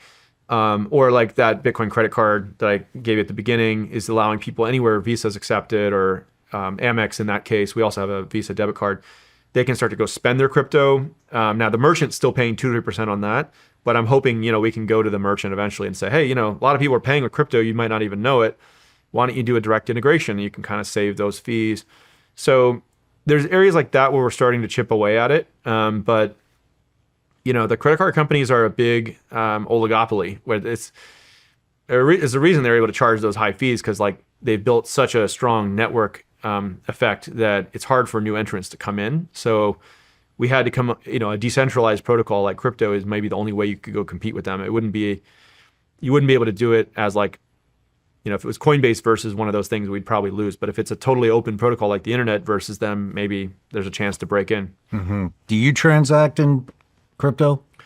Yeah, I use my Coinbase card for most purchases, and then I use it online too, just to buy crypto, to shop, increasing like these things at Shopify and stuff like that. But I'm kind of really trying to live on the frontier. Mm-hmm. A lot of people, a lot of our customers, they just hold Bitcoin, Ethereum, and they start off with like really an investment use case, and then they slowly add on these other things like this. All right, well, okay, I have a bunch of Bitcoin. Can I get a loan on that? Or can you? Yeah, like you can actually get loans on. There's a lot of people who they bought early Bitcoin. They've got like tons of money, and they can go get a loan on our website now. So we're starting payments, lending, earning yield. Like it's starting to become like a bank replacement. Is that through Base or through Coinbase? That's through Coinbase. Okay.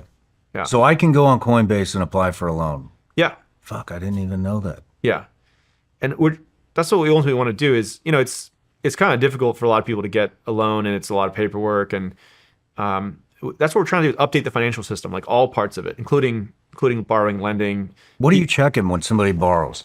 Are you checking credit or is it just what's in their Coinbase wallet? Yeah, so in that case, it's just the collateral with the Bitcoin in their wallet. So we don't need to run a credit check or anything. But I think we'd like to find a way to do what they call like non-collateralized lending too, which would be just based on credit. And I think one thing we're trying to invent is like a decentralized credit score based on the blockchain too. So nice. We could see a record of like, let's say that you've been receiving a bunch of money from, I don't know, your different companies you're involved in, this podcast or whatever, and you could actually build a reputation score, like a FICO score, kind of equivalent on chain of all the transactions that person has done, and then probably lend to them based on that. So we're trying to think about how to create things like that too. Wow. So a whole new credit score system. Yeah, and by the way, like in the U.S., it's difficult to get a loan sometimes. Other times you can. In a lot of emerging markets, there's no credit system. Nobody, like when I was living in Argentina, nobody can get a mortgage to buy a house or get a loan to buy a car. So the only people who can own real estate are rich people who can basically pay the whole amount in cash, because there's no mortgage industry. Yeah. So this is an example where, like, we sort of take these things for granted in the United States sometimes. Like you can get a mortgage to get a house, and that's how people build wealth and all this kind of stuff. I think that we have a chance, again, with the smartphone and this new set of financial services powered by crypto, we can actually provide like a lending market to people all over the world. Like if you're some 20-year-old like living in India and you want to start a little business, or like, I don't know, whatever it is, you should be able to get a loan to do it. Lending is a key way that you have economic growth. And most people in the world do not have access to any credit market. It's kind of crazy. Interesting. Let's take a quick break. Yeah. And when we come back, I want to talk about the journey to starting Coinbase. Great. Perfect. You know what everybody dreads? The inbox. I've gone through thousands and thousands of emails, and I hear you loud and clear. So we're making it official. The Vigilance Elite store is fully stocked. We're dropping new gear more often. Some limited edition, some permanent staples. We've got hats, tees, and even Vigilance Elite tumblers. And yes, before you ask, I'm still booze-free. It's been 3.5 years. Relax. It's just water. If you were one of those emails, consider this your green light. Head over to SeanRyanShow.com and stock up. The most important action you can take today is to help protect your family's future from cyber criminals and online predators. And Bunker, that's Bunkr, can help you do just that. Bunker was developed by experts with 25 years of experience catching criminals and fighting cybercrime.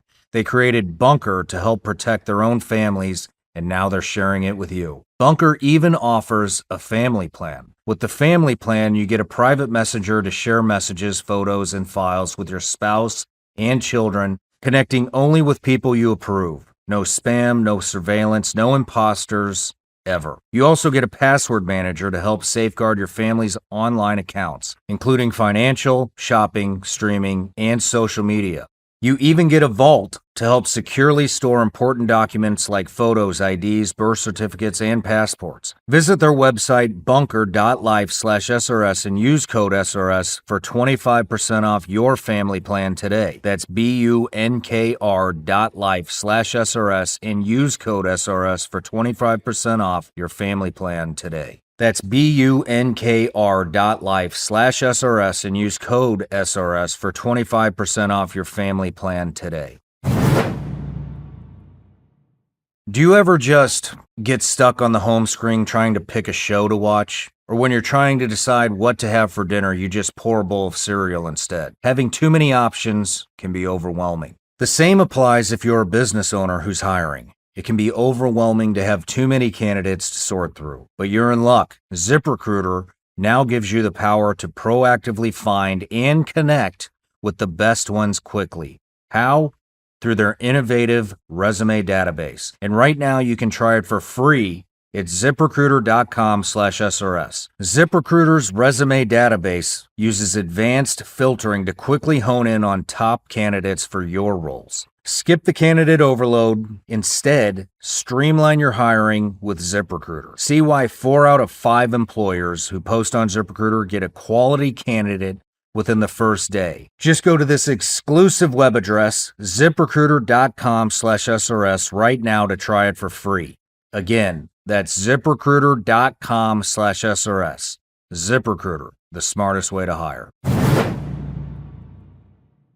All right, Brian, we're back from the break. We're getting ready to get into the journey to innovating Coinbase, but just a couple of questions that came to mind on the break. So we talked about 21 million Bitcoins only 21 million Bitcoins will ever exist. What do you think will happen when we hit 21 million? Mm-hmm. Well, yeah, so right now there's a smaller and smaller number of Bitcoin being produced over time, and it hits like a maximum number. It actually takes like 100 years, right? But we're most of the way through that. I think there's probably already 20 million or so already out there. So there's only maybe 1 million left that'll ever be created. So right now, new Bitcoin are created when the Bitcoin miners, verify a new block. And so that's how new Bitcoin are kind of issued to them as like a reward for doing all that computational work, running the network. Once that runs out, they're going to have to be compensated by the small transaction fees that happen on Bitcoin. And so this may be more detail than you wanted, but No, you can take it anywhere you want to go. But basically, miners are the people that run the Bitcoin network. They run these data centers all around the world. And today, majority of their revenue is coming from new Bitcoin being issued, and a smaller percentage is the Bitcoin transaction fees. As fewer and fewer Bitcoin are produced and the network grows, it'll shift to being more about transaction fees than new Bitcoin being mined. And eventually it'll be zero new Bitcoin being mined, but they'll still make money from transaction fees. So I think what that basically means is that the supply of Bitcoin is not going to keep growing. So if you want Bitcoin, you're going to have to buy it from someone willing to sell it, which is how most people do it today already. But some people mine them to get brand new Bitcoin. So anyway, that's like a simple way to think about it is once the supply, there's no more ever created, you have to just buy one that already exists from someone else. And so that is the price of Bitcoin, is who's willing to sell one. So is that how do I say this? Is that like already set up to where when we hit 21 million, then the miners will be incentivized with transaction fees? Yeah, I'd say that's already happening today. It's just it'll gradually shift more and more to the transaction fees over time. And then, I mean, does the system ever need to be updated? Like, for example, Bitcoin, nobody knows who it is. And so will it need to be updated? And if it does, who does that? Yeah, I do think Bitcoin will need to be updated for to become quantum resistant, right? So quantum computers create this risk that we talked about. And so, Bitcoin has a mechanism for it to be upgraded. And the way that it works, since there's no central authority that controls Bitcoin, right? So anybody can propose an upgrade to Bitcoin. There's what are called the core developers, some of the people that work on it, like the open source project, kind of volunteering or they're getting paid by donors. There's also the miners, the people running the network. There's exchanges like Coinbase that play a role. So there's this whole community of different participants in the Bitcoin ecosystem. And for an upgrade to happen, like to make it quantum resistant, there will be various people who discuss proposals about how to do that. Coinbase might help with that, or the core developers have proposals. And essentially, for Bitcoin to be upgraded, everyone has to agree. I mean, not everyone. You actually just need more than 50%. So let's say that 51% of all the people running, the exchanges, the miners, the core developers, they all sort of decide, okay, this new proposal is the one we're going to adopt, and that like at least 50% or more move to that new proposal. That is Bitcoin. That is the chain that has the most people on it using the most computational power.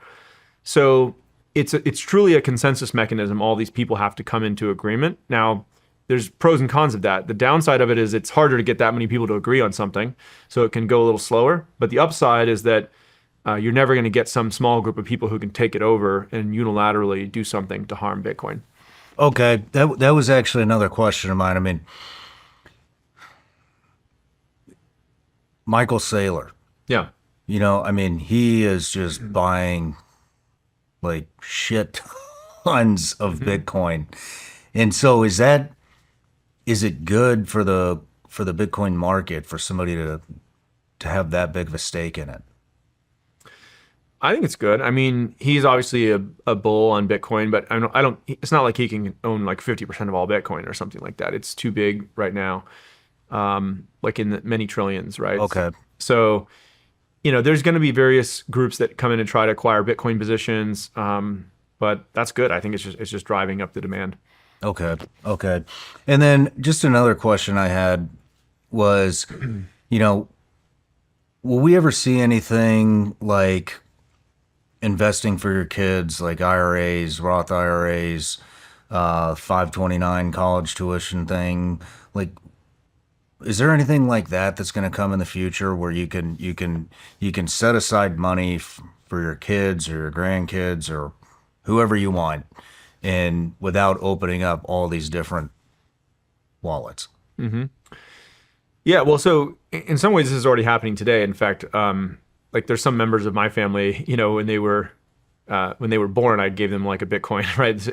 That their parents kind of put in a wallet just to hold on for future, and they were kind of laughing at me too, because when I did it, it was like $200, and I was like, hey, maybe someday this will pay for their college tuition or whatever, and they kind of laughed at me, but they haven't sold it yet, so that's good.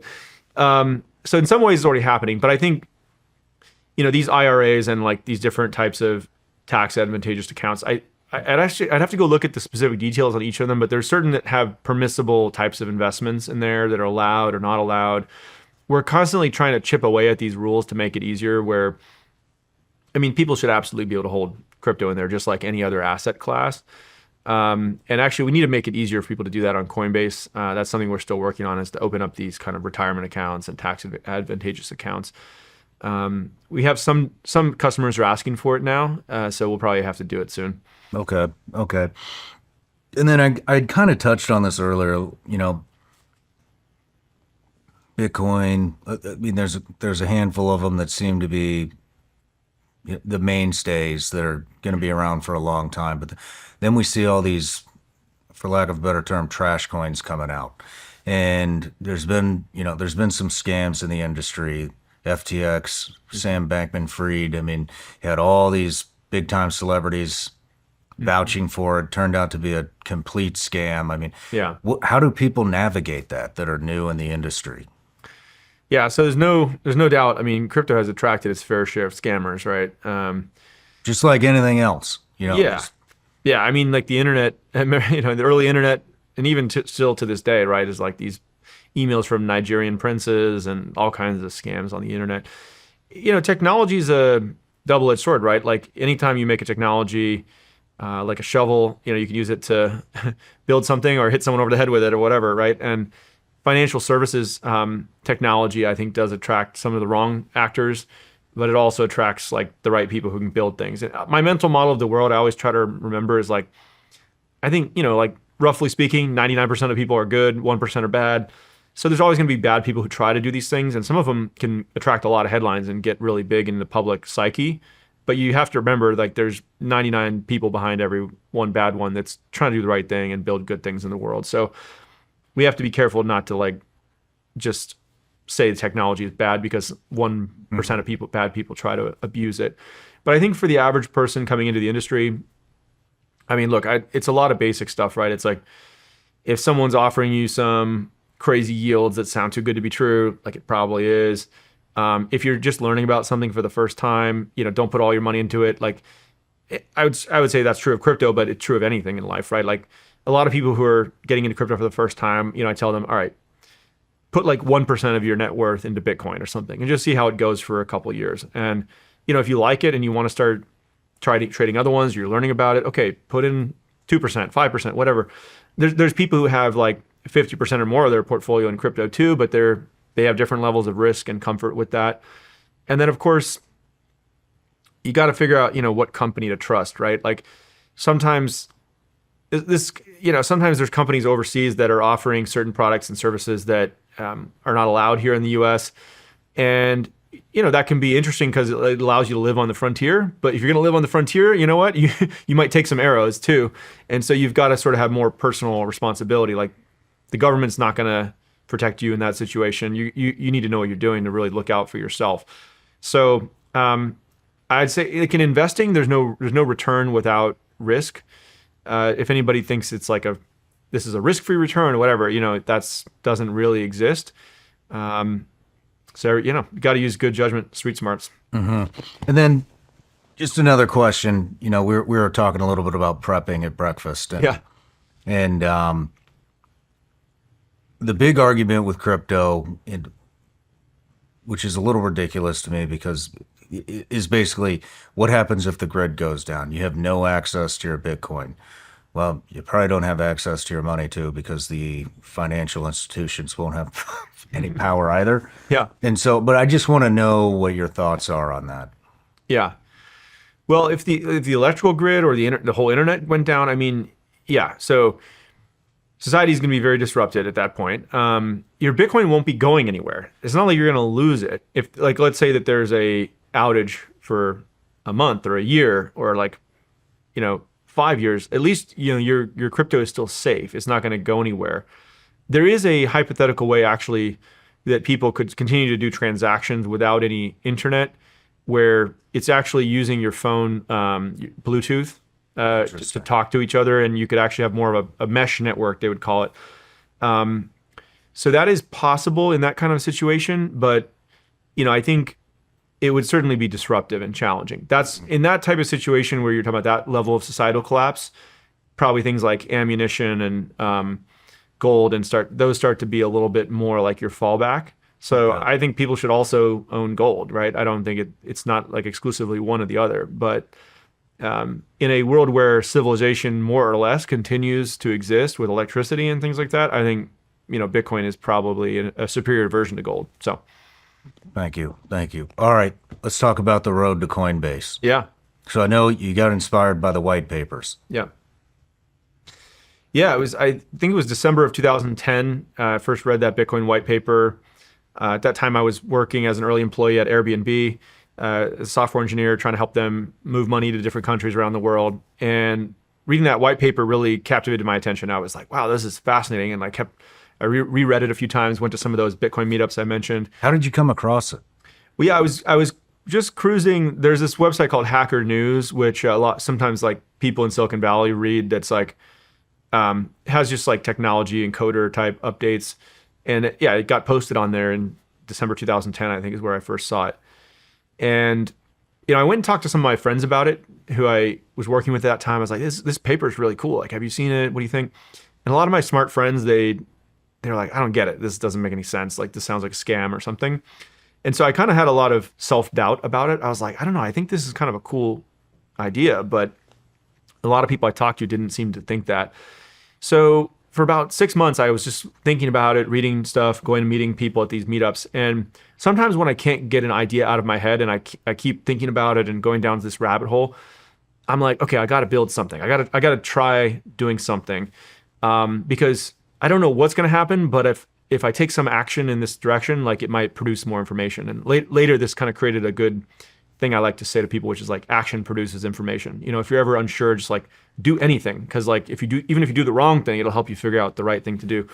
So I started working on a prototype on nights and weekends while I was at my job at Airbnb. Nights and weekends, I'd come home and work like 7 p.m. to midnight on this prototype, which was a simple Bitcoin wallet.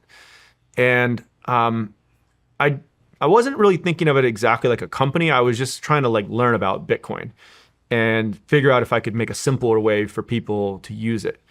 The analogy I kind of roughly had in my head was, email is another decentralized protocol. A lot of people don't know this, but underneath, when you're sending emails, it's using a protocol called SMTP, which would be sort of like Bitcoin in this example. And you could, in theory, run your own email server.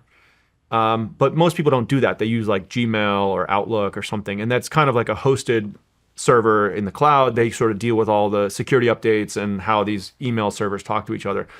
And so I was thinking there's probably going to be a company kind of like that for Bitcoin that's like Gmail, right? Like I'll run the servers for you, worry about the security and the backups.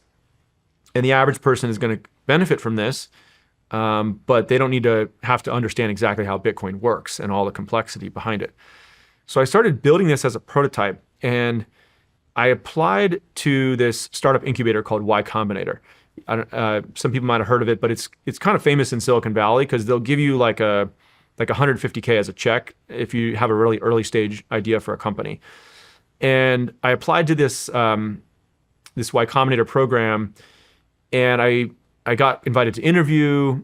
I was trying to find a co-founder. I couldn't find the right co-founder. Long story short, I got accepted into this program or offered to join it. And they're like, well, you have to quit your job. We'll give you 150K and you come work on this thing full time if you want to really do it. And so I had kind of a tough decision to make because Airbnb I knew was going to be a big company and I was an early employee there. So I had stock options. That would have been like the comfortable path, right? I think if I had just stayed at Airbnb and just let my options vest, I probably would have been worth like tens of millions of dollars, right?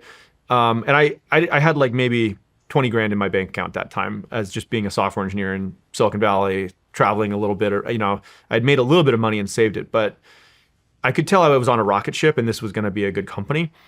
But I was like, I really wanted to try to go build something new in the world, and I was willing to take that risk because I think I was 30 years old. Unmarried, I didn't have kids. And I had this really deep desire as well. I was like, I want to try to do something important with my life. I don't know if it was like an insecurity that came from like just people not recognizing me, or, I wanted girls to like me, or like whatever it was. I was like, I want to go do something important, like it's something crazy and something hardcore, that really has an impact. And it, for whatever reason, I was like, I have to do this and really give it a shot. And if it fails, like I'll be okay with that, but if I never tried it, I would probably regret it, right?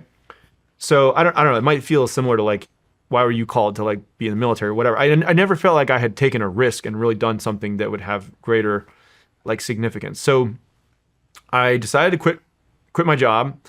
I called my parents, told them that. My mom was like, "Oh my gosh, like, are you gonna have health insurance or like what is my parents always worry about these, the practical things."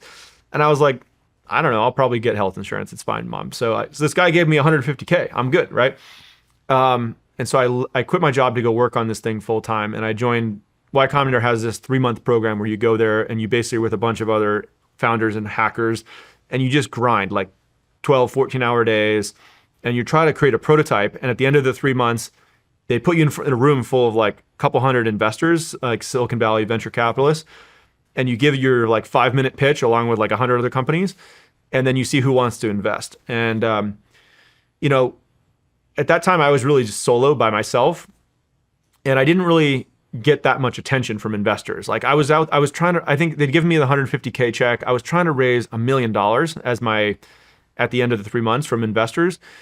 And I think I got like 300 or 400K. Like I got a little bit of money there, but there wasn't enough interest to get like $1 million investment at the end of this.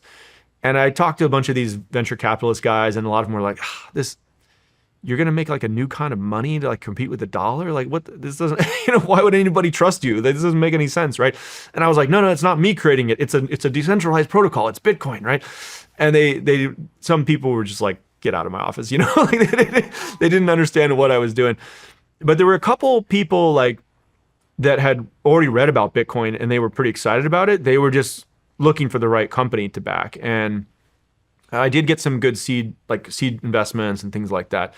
And that's when I raised that initial seed round. And then I was lucky enough to meet my co-founder, Fred Ehrsam.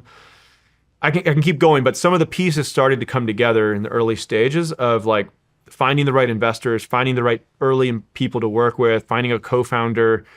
And we also made a big decision at that time to actually go and try to get licenses to operate in the United States and be like a trusted legal business. Because a lot of the crypto people I met at that time, they were kind of trying to fly under the radar. They were trying to build these offshore entities because they hated the US government. And I was like, you know what? The company that wins in this space, you can't just be like underground flying under the radar. Like, if you eventually it gets big enough, like the government's going to come talk to you and ask you why you're doing this without a license or whatever. So we went and got money transmitter licenses, they're called in the US. This is the same thing that like PayPal has and these different companies. So we decided to build it in the US, take a trusted and compliant approach.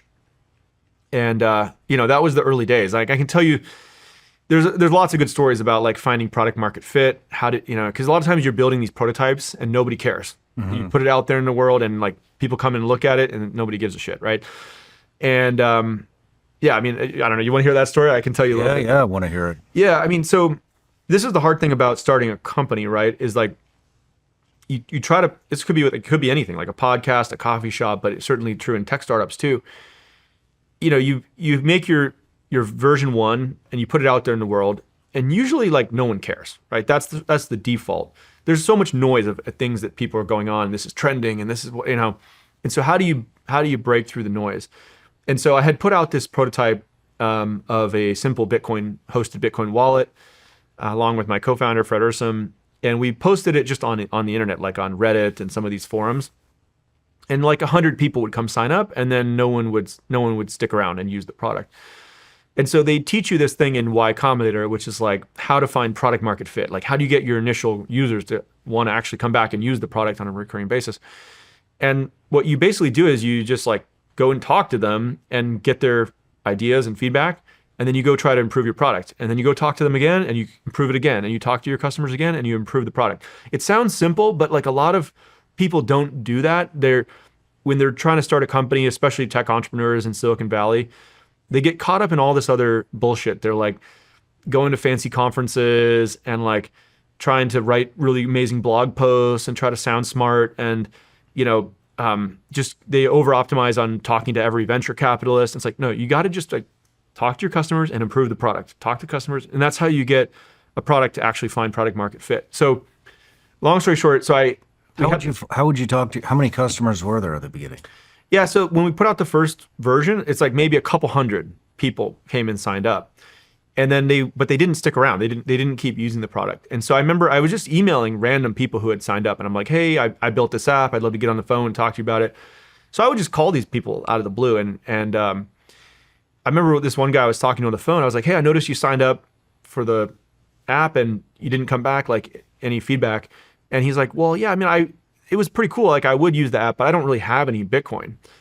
And I was like, oh, that's interesting. Well, when you signed up, if there had been like a buy button right in the app, would you have used that? And he's like, I don't know, probably.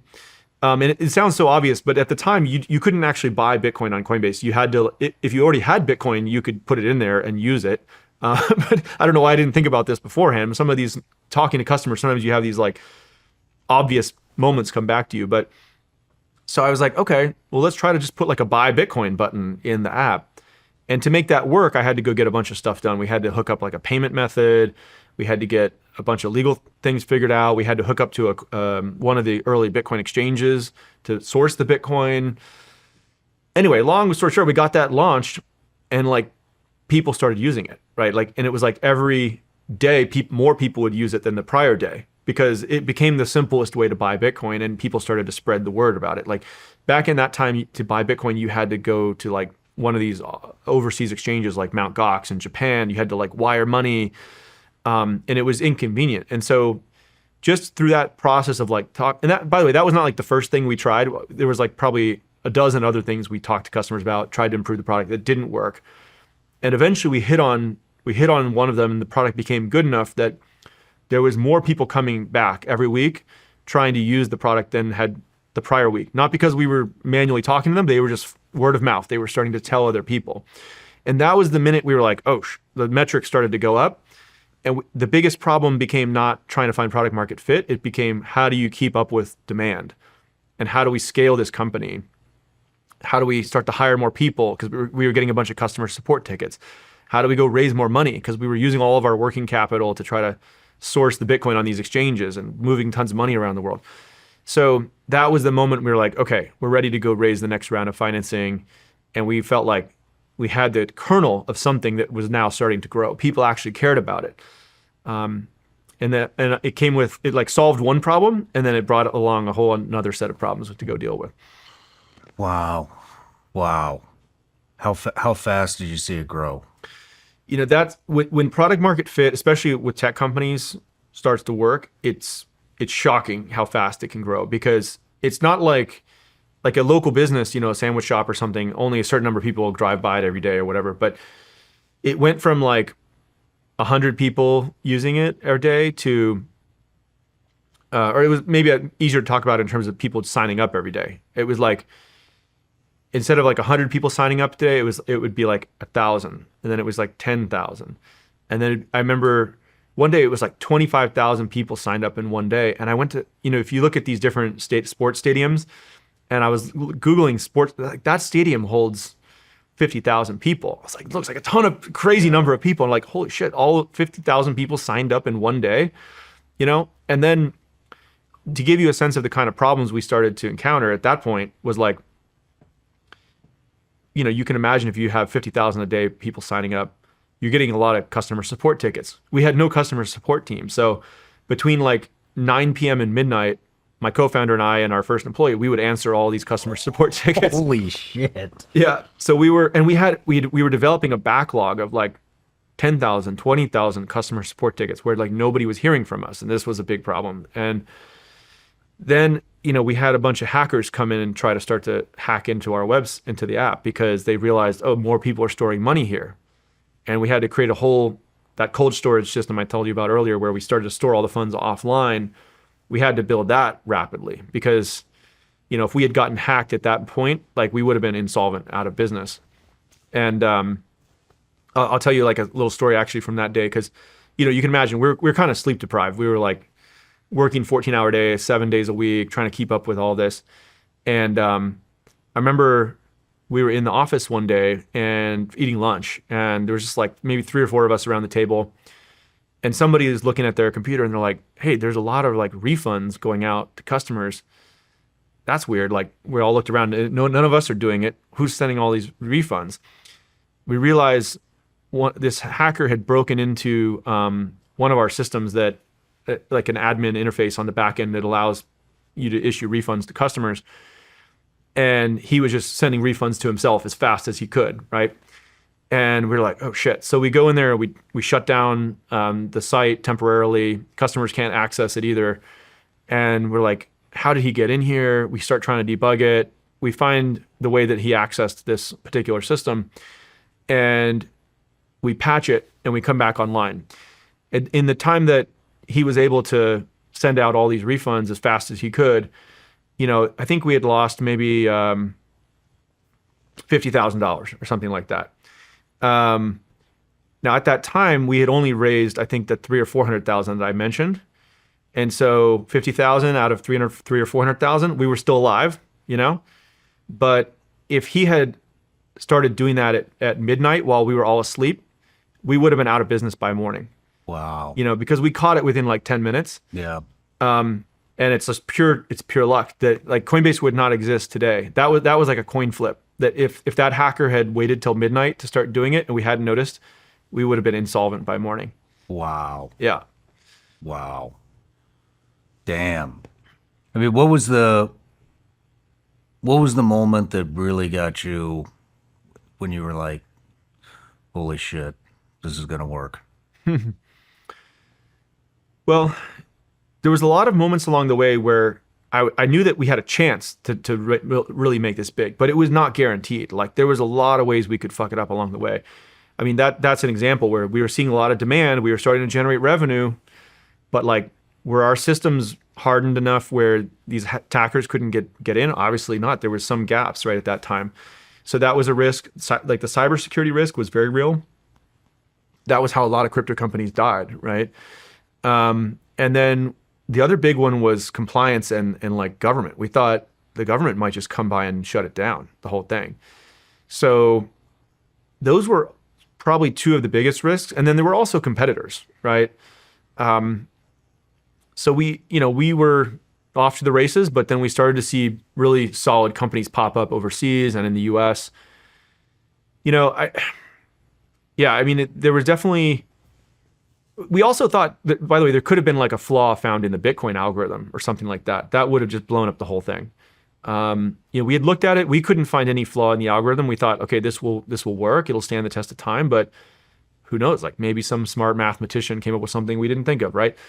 Now, so anyway, all those risks we were able to mitigate over time. And I think it got big enough where enough Americans started to use it that the government now can't shut it down, it'd be political suicide to try to shut it down. Like people want freedom in the United States. They want the ability to own gold, guns, they want Bitcoin, like all these things.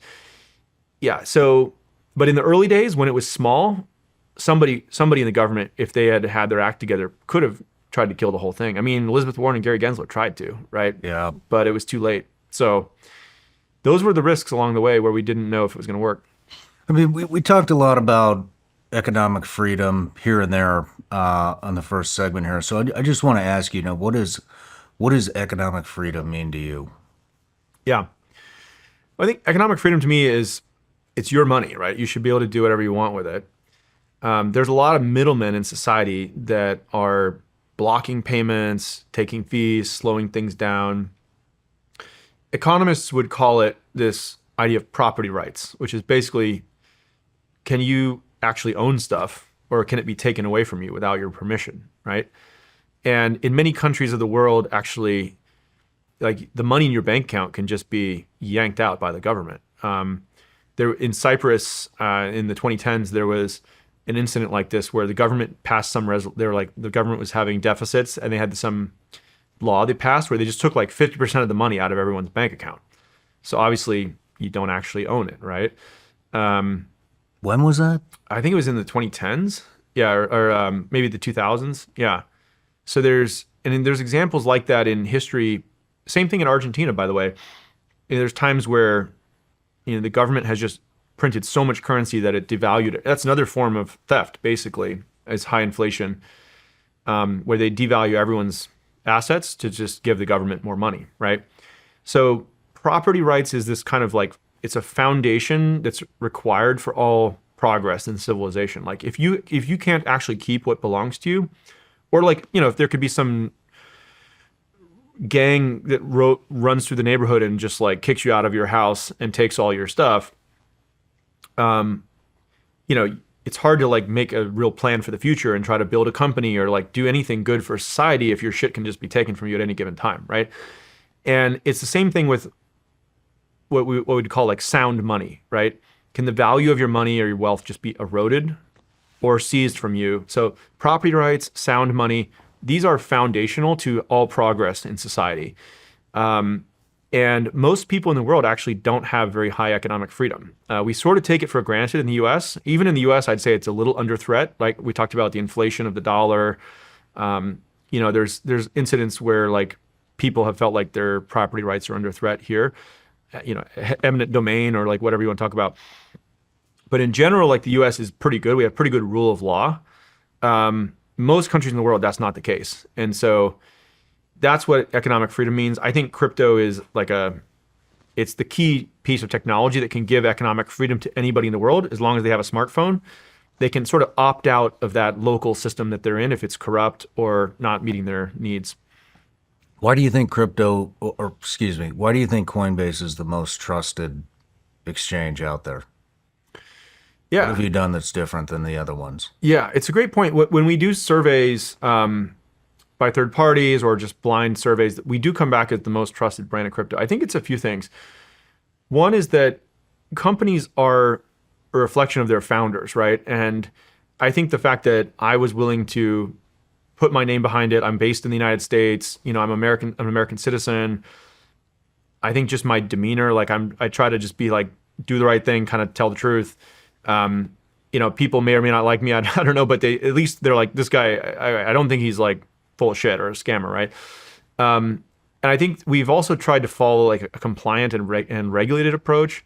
In general, I'm like probably more for like deregulation and like free markets, but we've like followed the law. We've gone and got every license that we needed to do in the U.S., in other countries where we operate. So I think those things. We've reached a certain size and scale now where we have a track record of doing this successfully, right? Like, we're storing crypto for like 140 different government institutions now. If you look at federal, state, and local, we work with like the U.S. Marshal Service, for instance, at the federal level. There's other federal agencies we work with, but that we can't talk about. But we work with some of the largest institutions in the world too, like BlackRock and these folks. We're a public company, so our financial statements have been audited by the big four accounting firms. They can come in there and validate that we're actually saying what we're saying is true. The money's really there, these kind of things.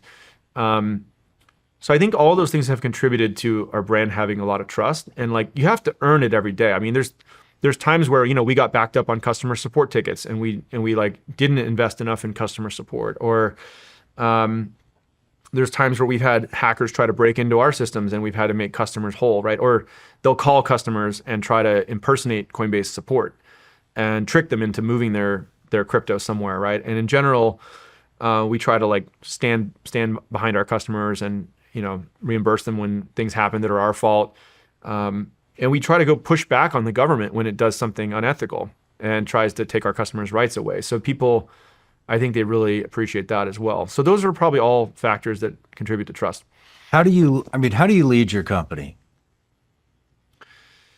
Well, it's a broad question. I mean, there's kind of the tactical, which is about once a week, I get together. Usually on Mondays, we get together as an executive team and we just do a deep dive on anything that needs to get worked out and decided.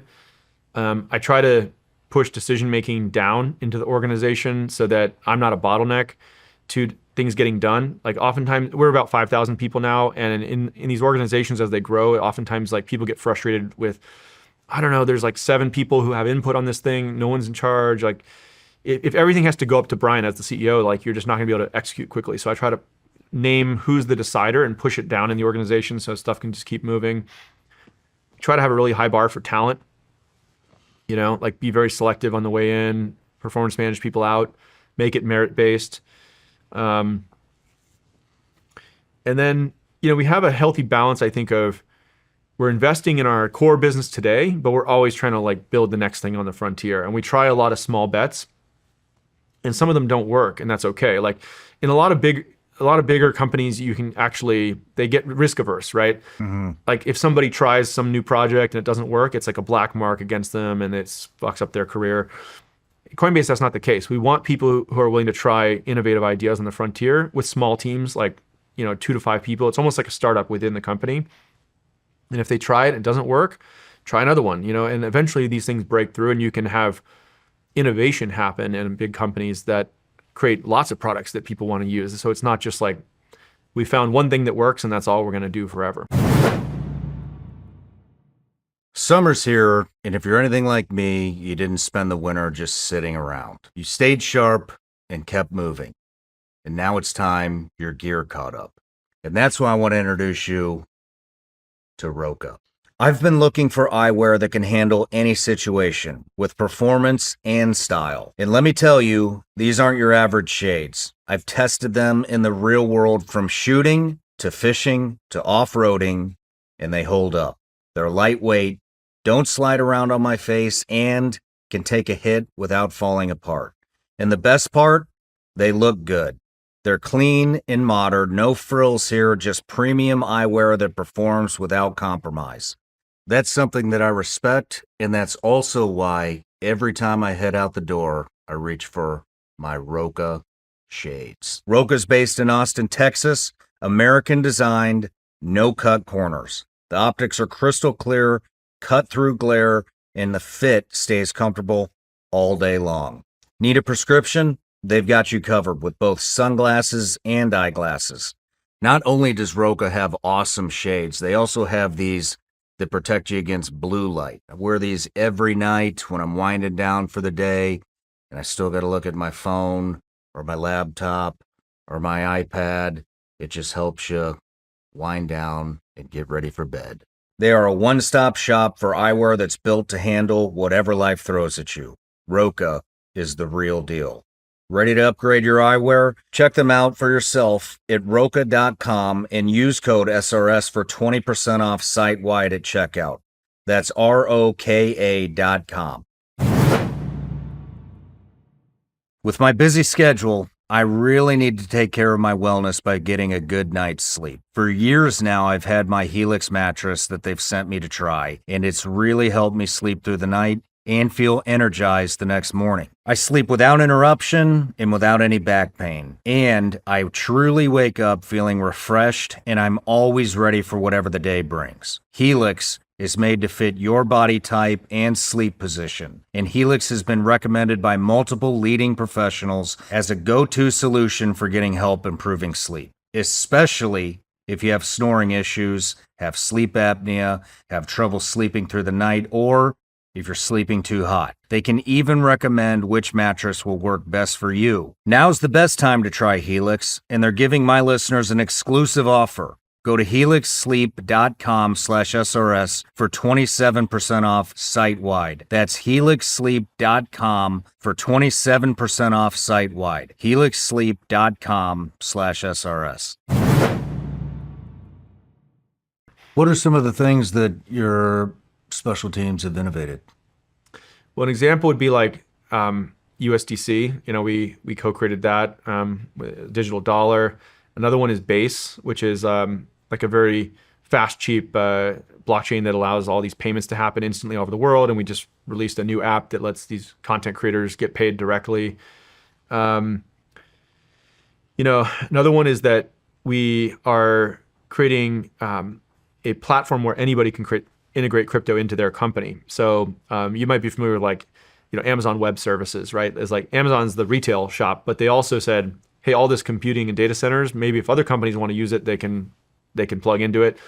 We've similarly created something called Coinbase Developer Platform, CDP, and for people who want to integrate crypto custody, payments, trading, et cetera, they can just use the services that we've built and plug crypto into any company they want. So there's various products like that we've built over time, which are, I think, hopefully continuing to push on the frontier. Another thing that I like about you is you don't bend to the culture wars. Yeah. Let's talk about that. Let's talk about it. Yeah. Well, okay. I think what you're referring to is I put out a blog post a while back called Mission First, which said we're going to be apolitical here at Coinbase. We're just going to focus on the mission of the company and not any of the other activist kind of social justice warrior policies that were running rampant at that time. And it had a big impact, not on Coinbase, but also I think a lot of the tech industry.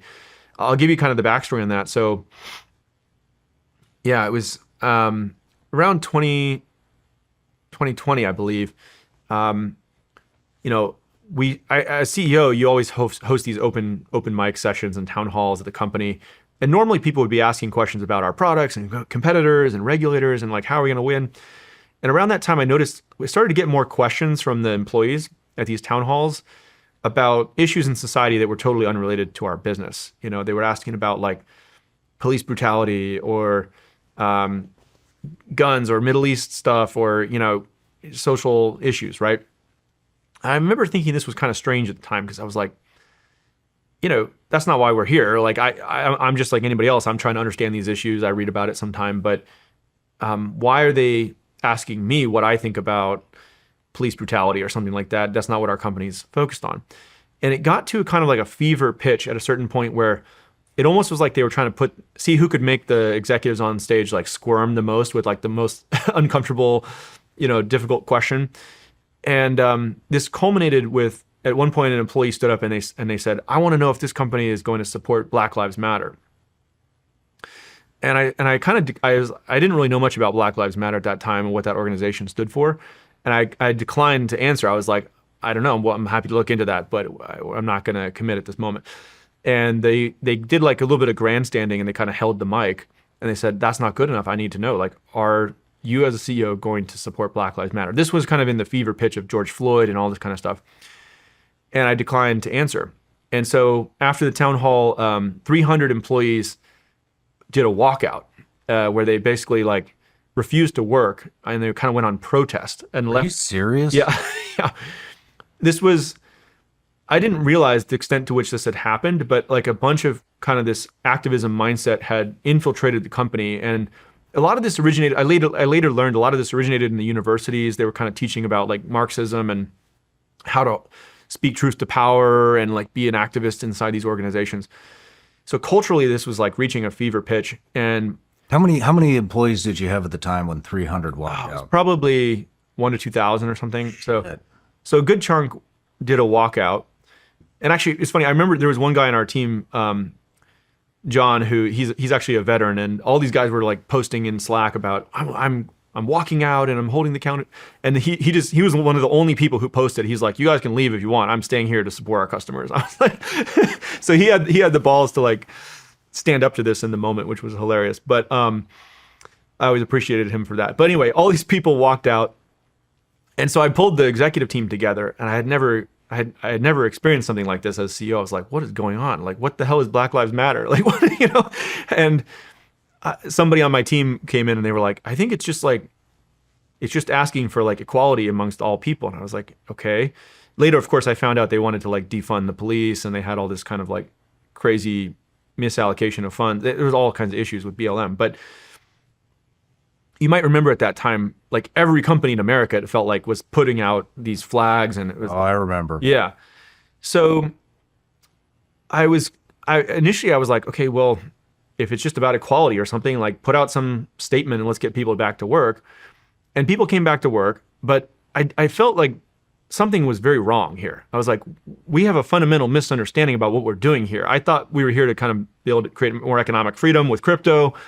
And these people think that this company should become an activist company for social justice and BLM. Like, we are not on the same page. And what I realized is I had failed as a leader. Like it was one of those kind of moments where the frog was slowly getting boiled. Like people would sometimes ask me these things in the company and I was kind of walking on eggshells around it because I was like, I didn't really know how to deal with it. I was like, oh, yeah. Like we're just kind of trying to be good for everyone. I made a lot of very vague statements and it culminated in this walkout. And the more I started to think about it, I was like, okay, either I need to go as CEO because this is how companies are run now, like where you have to answer all these social justice things, or they need to go because I don't want to work in a company like this where we're just jumping to whatever the current issue is, trying to virtue signal and touch on some giant, whether it's whatever, Hamas or whatever it is that day, and like we should be focused on one thing. It's hard enough to change one thing in the world. We can't be like jumping around to some new issue every month. And I don't like this environment where like the employees feel like they can come in and hold the company hostage to whatever their current thing is.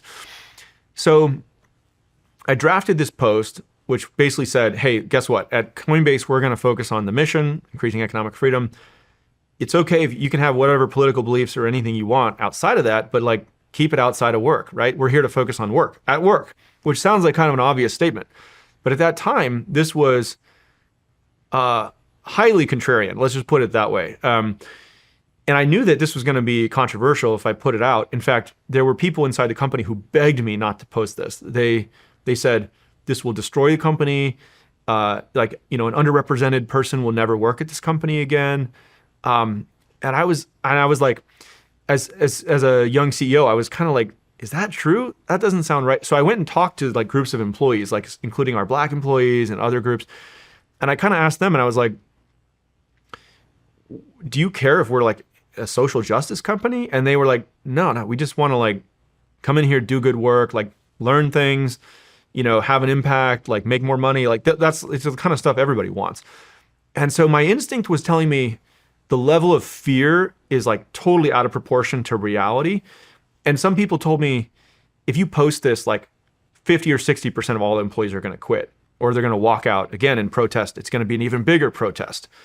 And it was like this kind of like moment where I was like, have I lost control of the company, or am I willing to stand up to this nonsense?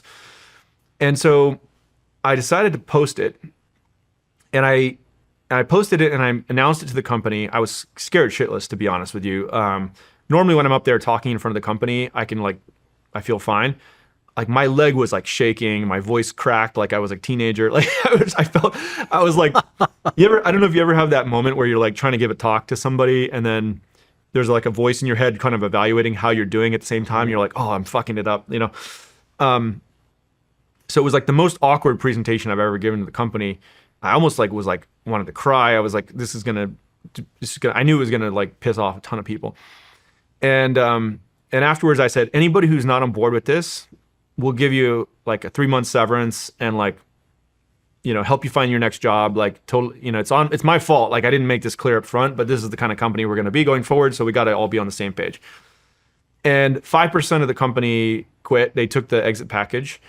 And 95% of the company was aligned. We were all nice, ready to get shit done, go in the same direction. Best thing we ever did for the company. And suddenly like a few things happened after that. Like one, New York Times and a bunch of mainstream journalists started writing hit pieces on the company about how we were racist and all this nonsense. Oh, go figure. Yeah. By the way, a year later, it didn't change the demographics of the company at all. We had it was either the same or better metrics across all the things you look at, by the way. We just try to go on merit now. Who cares like what your sexual orientation is or whatever? I don't care. Like we just try to hire people based on merit. But all of their accusations about racism and stuff, it's like it was completely false. And then and then all these like other CEOs of other companies started calling me and be like, "Holy shit, how did you do that? Like I want to do that." and I was like, "Well, you can just do it." And like but people were kind of scared to do it. Some of them did do it, and I think a lot of companies moved in that direction. So we took some arrows for it to be kind of early on this, but I think it was great, and I loved it.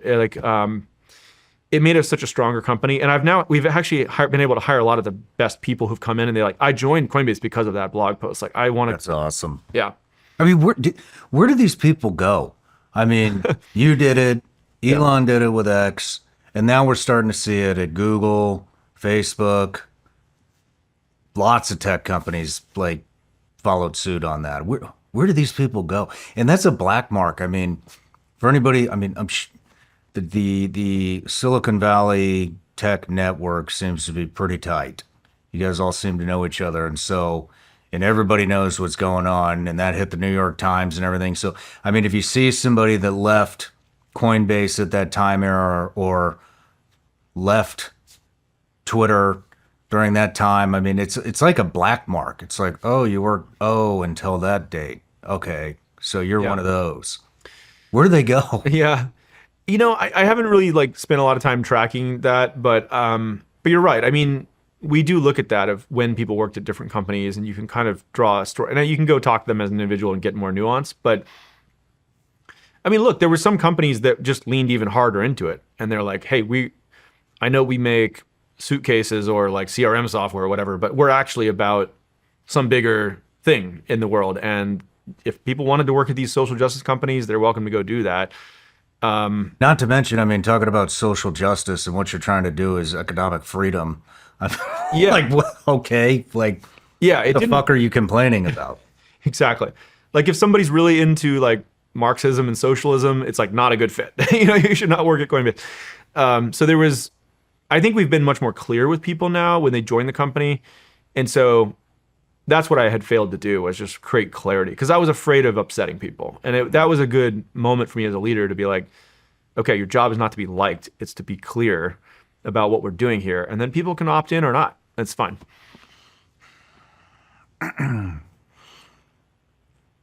Let's talk about, there was one other thing. Took on the SEC. We talked about that. And then extortion by hackers. What was that all about? Yeah, well, this has been a more recent one where, so we've always had hackers trying to break into our systems, and we spent a lot of time building secure storage. And I mentioned earlier kind of like how we divide up keys, and they're never touched the internet, and they're like distributed all over the world in these like super secure locations, and we pen test it and everything. But there are hackers who tried to do something a little different recently, which was they actually started contacting our customer support agents and trying to bribe them to turn over customer information. Now, our customer support agents don't have access. They can't like move your money, right? But they can turn over things like, people's personal information, like their name, address, maybe their balance or something like that, because they're looking at that to try to help customers with their problem. And, we started getting customer support agents get offered like 250 grand bribes for some of these things, which is crazy, right? And unfortunately, especially in some of our facilities we operate overseas on this, if you ask 1,000 people, you offer 1,000 people 250K to turn over some information like that, they're going to find one or two bad apples. And so that's what started happening. Some of these agents were actually, because they're not allowed to use their own computer. They're not allowed. It's a lockdown system. They're not even allowed to bring in their own phone. They have to use like a work phone. But what some of these folks started doing was smuggling in a personal phone and taking photos of the screen with some of the customer information and giving it to these attackers. And then the attackers would call up our customers and say, hey, this is Coinbase support. Like, are you blah, blah, blah, who lives at this address? And it would create credibility. And they would try to tell them, hey, your account has been compromised. Like, you need to move your funds immediately. And like, can you send it to this address? And sort of trick people into sending their funds to the attacker. So we noticed that this was happening, and by the way, we refunded the customers who were affected by this, so none of them had any loss. So the attacker who had gotten this information, the information they had gotten was starting to get less and less useful because we were cracking down on it and hardening our systems. There's a whole bunch of ways we can do that, by the way. But what happened is they basically, once the information started to be less useful, they sent us a ransom demand. And they said, hey, we're going to leak all this customer information, send it to journalists, and if you don't pay us $20 million. So we kind of got together as a team, our chief security officer, and these guys are great, been working on this stuff for a long time. And they kind of said, look, we shouldn't pay the ransom because maybe they'll hold off releasing the information for a few months, but guess what always happens? They come back and demand more, like 3 months later, 6 months later. And how good are we going to feel if we give $20 million to these criminals and it just funds their next attack and just emboldens them, right? And so we came up with this idea in the room. Why don't we flip the ransom on them? We'll put out a $20 million bounty for any information leading to their arrest and conviction. And this was kind of a controversial idea in the in the security community. A lot of people later told me like, oh, we always wanted to do that, but we were kind of afraid to do it. And this was a great moment where I was like, let's turn the tables on them and try to catch these bastards, right? So that's exactly what we did. We put out this $20 million bounty. By the way, when Osama bin Laden took down the towers, I think the U.S. government put out a $25 million bounty for information on him. So this was like a pretty substantial bounty, right? And it's one of the, you heard that expression, like there's no honor amongst thieves. So all these hackers started sending in tips. Some of them were regular people, but others were actually other threat actors. And they're like, guess what? I know the guy who did that attack, like, because they have some beef with this guy or whatever. We got like 5,000 tips that came into this tip line because people wanted $20 million, right? And, maybe like a couple hundred of those were like really solid leads. We had a team start to work down the list. We don't have anything like to announce today on it, but I think like we're making really good progress towards a couple arrests here. And long story short is it's not just like one person involved. Like it's as with everything, it's more complicated, but we've gotten to build some really good relationships with law enforcement, and it's going to feel really good to catch some bad guys. That's awesome, man. Yeah. I can't wait till you get them. Yeah. That's good thinking.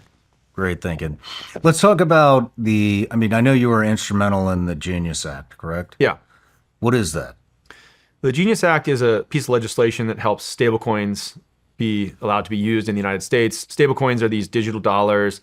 It allows payments to happen quickly and cheaply anywhere in the world with the US dollar. I mentioned some of these other payment methods, right? Like credit cards, 2 to 3% fee every time the merchant swipes your card. Like wire transfers, they work internationally, but they cost like $50. They're kind of slow. There's lots of different payment methods, but none of them are like fast, cheap, and global, right? And so stablecoins are the only ones that check that box. That you can send them anywhere in the world for under 1 cent in 1 second or less. Wow.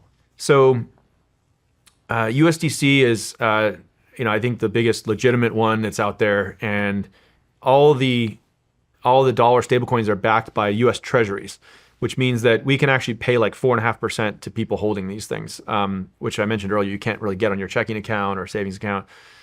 So anyway, the Genius Act, it took a lot of work by members of Congress and Senate. A bunch of companies, including us, have been kind of advocating for this legislation, and it just creates like clear rules around how these things can be issued and used. And now that there's clear legislation that just got passed last Friday, I was at the White House for the signing ceremony with President Trump. I think you're going to see more and more businesses start to accept stablecoins. It just saves them money. Like if you're, I don't know, as an average consumer, you might think, 2 to 3% fee, that's not that much. I don't pay it. The merchant pays it. But if you're like a grocery store or something, your margin might be like only 5%, right? So if you have to pay 2 to 3% to the credit card companies and your margin's 5%, that's like a huge chunk of your profit margin, right? Your margin. So anyway, I think it's just another way that crypto is updating the financial system, and the Stablecoin Act is a huge first step, this Genius Act. The other big piece of legislation we need to get done is called the Clarity Act, which is about the other kinds of crypto assets that are not stablecoins, like Bitcoin, Ethereum, and it's kind of helping determine which of these are commodities or securities. This is the lack of clarity that got weaponized by Gary Gensler and Elizabeth Warren in the prior administration. If we have laws passed that make it clear how these things are regulated, they can't come attack it and try to kill it again in the future. Makes sense. I mean, I think I read that the Federal Reserve put Bitcoin, Cardano, Ethereum, XRP. The Federal Reserve is going to hold some. What does that mean for us? Yeah, well, President Trump passed this executive order creating a strategic Bitcoin reserve and then a crypto asset stockpile to hold some of these other ones as well. A lot of people don't know, but the U.S. actually holds strategic reserves of a number of different assets. So gold is probably the most famous one, but there's a bunch of other ones that they hold. Like there's an oil strategic reserve. There's like palladium. I think there's a bunch of like rare minerals, and so it's kind of a historic step where the United States government is saying, actually, we think Bitcoin is another strategic asset which should be held by the U.S. government. This would have been unthinkable, by the way, like 5 years ago, where the government was so skeptical of it. And now, like the United States government is holding a stockpile of these Bitcoin assets. So that was a huge moment. It kind of, by the way, now that the U.S. is doing this, I think like the rest of the G20 countries and central banks are all starting to look at this. It just kind of instantly legitimized it. And President Trump, to his credit, he said he wants to be the first crypto president in the United States and certainly in the world. Like he's all in on this. He's like, America has to lead here. This is a technology to update the financial system and become a financial center of the world, which is important for American power. So he's kind of gone all in on it. And I think the rest of the G20 are now looking at this as a model to follow. Man, nice work again. Yeah. Yeah. So let's move into, I want to talk a little bit more about Base. So Jeremy, my producer, who you met at breakfast, says it's the Amazon of crypto. What all is going to be wrapped up in this? Yeah. So Base is an app that we just launched the beta of it last week. People started off with cryptocurrency. They're buying it like Bitcoin, for investment purposes. Then we started to make other types of financial services like payments and borrowing and lending with things like USDC stablecoins. Base is kind of the third act here, where we actually want to make a way for applications on the internet to use crypto natively and allow value transfer between users that's totally permissionless. So like if you're a content creator, either you have a podcast or maybe you put out, like you're a musician, you're putting out music, or you just post on social media like text content or anything, you can have a direct relationship with your audience and actually monetize from them directly. So an example is like if you make a post on Base and you put out a photo or a text or audio, video, anything, every post is a coin, right? So people can buy that coin if they think it's cool, they like it, they think it's going to go up in value. It's literally every social media post on Base, the minute you post it, it has a coin with a market cap that people can trade. And they can also buy a coin of you as the content creator. And they can say, okay, I like that post. I think Sean's going to put out a lot more banger content. Like, let me buy his token and you have a market cap. Like your thing can go up and down. And so it's allowing content creators to basically directly monetize their audience or their customers. It breaks, there's traditionally in the internet, there's been kind of like an ad business model for everything. Sponsorship on podcasts is one example of that. But even like Google and Facebook, they always have these ads, right? Mm-hmm. Because payments are so high friction on the internet, most of the big companies got built on the ad business model. And that means that they're collecting all your information, trying to sell it to advertisers. That's sort of how the internet happened. Now the internet has a native layer for money, and value transfer can be super seamless, like microtransactions, giant transactions, whatever. And so we think it's going to actually put this whole ad business model, like flip it on its head, where, people can directly have a relationship with their audience. There's no middlemen. And like, instead of 95% of the value going to the platforms, it's going to go to the content creators. It's going to totally flip that value equation on its head. Wow. What kind of creators are on there right now? So it's all early stuff. It's some people that are, they're putting out like video content, kind of like TikTok. Some people are putting out music. I think that you're also going to see kind of like communities form that are like around specific interests, right? It might be people who are like tech entrepreneurs or really into fitness or whatever. Like, so it's early days. It's kind of like the early days of the internet. A lot of it's like kind of quirky and weird, but people are experimenting with it and coming in at a pretty rapid clip. There's like, I think there's like 300,000 people on the wait list right now. So we're slowly giving out invites as it ramps up. But it's cool. And by the way, I should mention Base is a self-custodial wallet too. So everybody owns their own coins and their own, all the content they're posting and everything. They fully own it. They can take it with them anywhere. If they don't like the Base app, there's like, it's all based on open protocol. So you can move to another app that supports the same thing. There's no lock-in to that one. And you own your own coins. Like, it's not Coinbase storing it for you. It's a self-custodial wallet. So we can distribute it to 190 countries from day one. It's not a regulated financial service business. How do I get on the wait list? I'll send you an invite. Yeah, I mean, actually, you got your audience to probably exceed our capacity, but we can give you an invite code or something if you want to give it to Patreon members or something like that. Hell yes, I would love that. Okay, yeah, we could do that. Hell yes, thank you. Yeah, thank you. How many Patreon members do you have? We got about 90,000. Okay, that's even bigger than I thought. But we can break it up. Break it up. Okay, we'll put it at the top tier. Okay, man, thank you. Yeah, that'd be great. And then I know you're venturing into some stuff that has nothing to do with crypto. What is that? Yeah, well, I mean, just zooming out, like I guess the thing I'm most interested in the world, and I feel like the best way to help the world is to accelerate technological progress and try to build cool things that are useful to people. And so when Coinbase went public, I got some liquidity from that, some money, and I was trying to think about, in addition to going and buying a house and some things like that, I was like, all right, what do I want to try to do in the world? Still pretty young. And so I started to look at what are the big challenges on the frontier of science and technology that I could try to put some money towards, right? Like, honestly, I was kind of inspired by Elon, right? He made some money early from PayPal, and he was like, rockets and electric cars, and sometimes it's hard to raise money from venture capitalists for like the really crazy ideas because it's higher risk, right? Mm-hmm. And so I feel like in some ways, if you're a software entrepreneur and you manage to have some success, you almost kind of owe it to society to like put some of that capital back into the frontier, like try to do hard things which are high risk in the world of atoms, not just bits, right? Which would be like software, et cetera.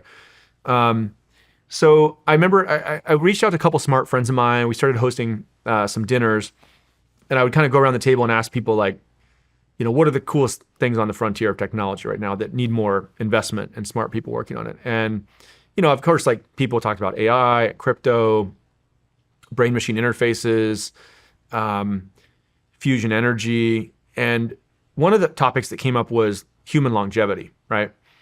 And we were thinking like, okay, people have been trying to live longer forever. This is kind of like, most of it's snake oil. But a couple like interesting trends are happening right now where this might start to be tractable like in the next decade or two.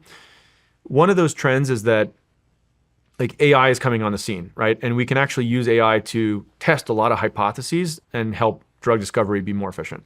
The second big trend is that there's something called single cell sequencing where you can like take an individual cell and read out the state of it.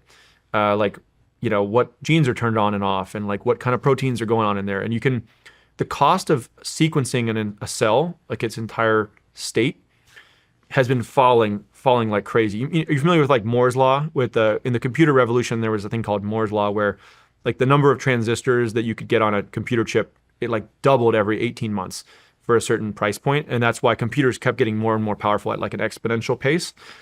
So there's a phenomenon kind of like that in biology where to read out the state of a single cell, human cell, the cost is like falling by half every 18 months or something like that. And so we can now read out the entire state of a single cell for like 5 cents US. It used to be like $500 to do it per cell. Now it's like 5 cents, and it's just going to keep getting cheaper and cheaper.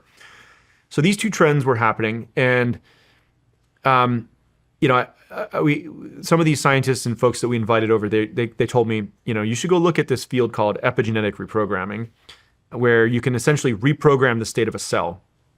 Like if you had a cell that's an older cell, maybe you could restore function that it had when it was younger. Or if you had a cell like a skin cell, you could turn it into like a muscle cell or a different stem cell or like a neuron, like a different type of cell. And so we went to go look into this, and kind of like reading that Bitcoin white paper in 2010.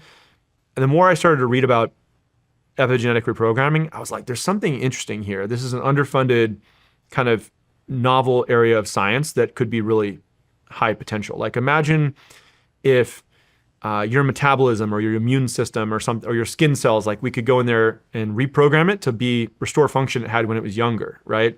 Like who wouldn't want to have like the metabolism of a 20-year-old, or maybe your muscle recovery from like injury or the gym, or your immune system could be like a 20-year-old, right? Like if you get the flu when you're 85, it could be fatal. But if you get the flu when you're like 20, it's fine. You just take a week off, right?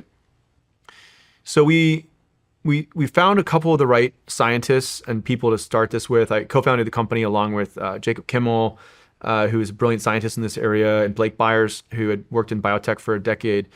Because my background was not in the science piece, but I had capital and I had some experience building companies. And so we decided to kick off this company just a few years ago, and it's had some really exciting initial progress where we've been able to demonstrate for the first time taking human cells and restoring function they had when they were younger.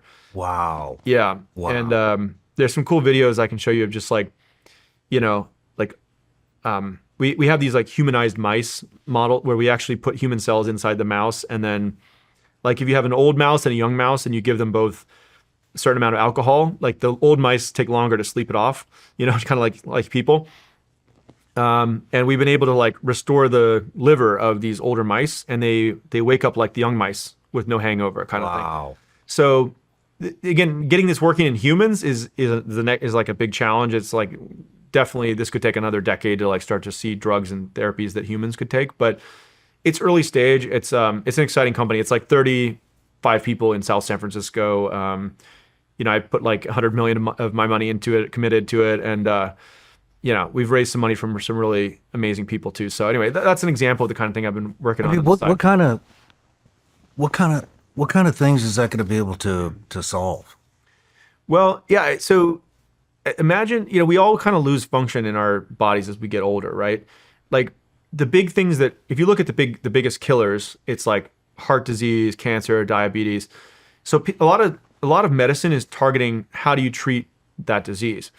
But there's another theory, which is like maybe the root cause of all those things is that, our cells are just losing function as we get older. And so you're more susceptible to get these diseases. Like, I'll give you an example. So if you're like, let's say you're in your 20s or 30s and, you have some damage to your cells, like you drink too much, or you get sick, or like, and there's kind of like this insult or damage to your cells. Your cells have the ability to recover from that.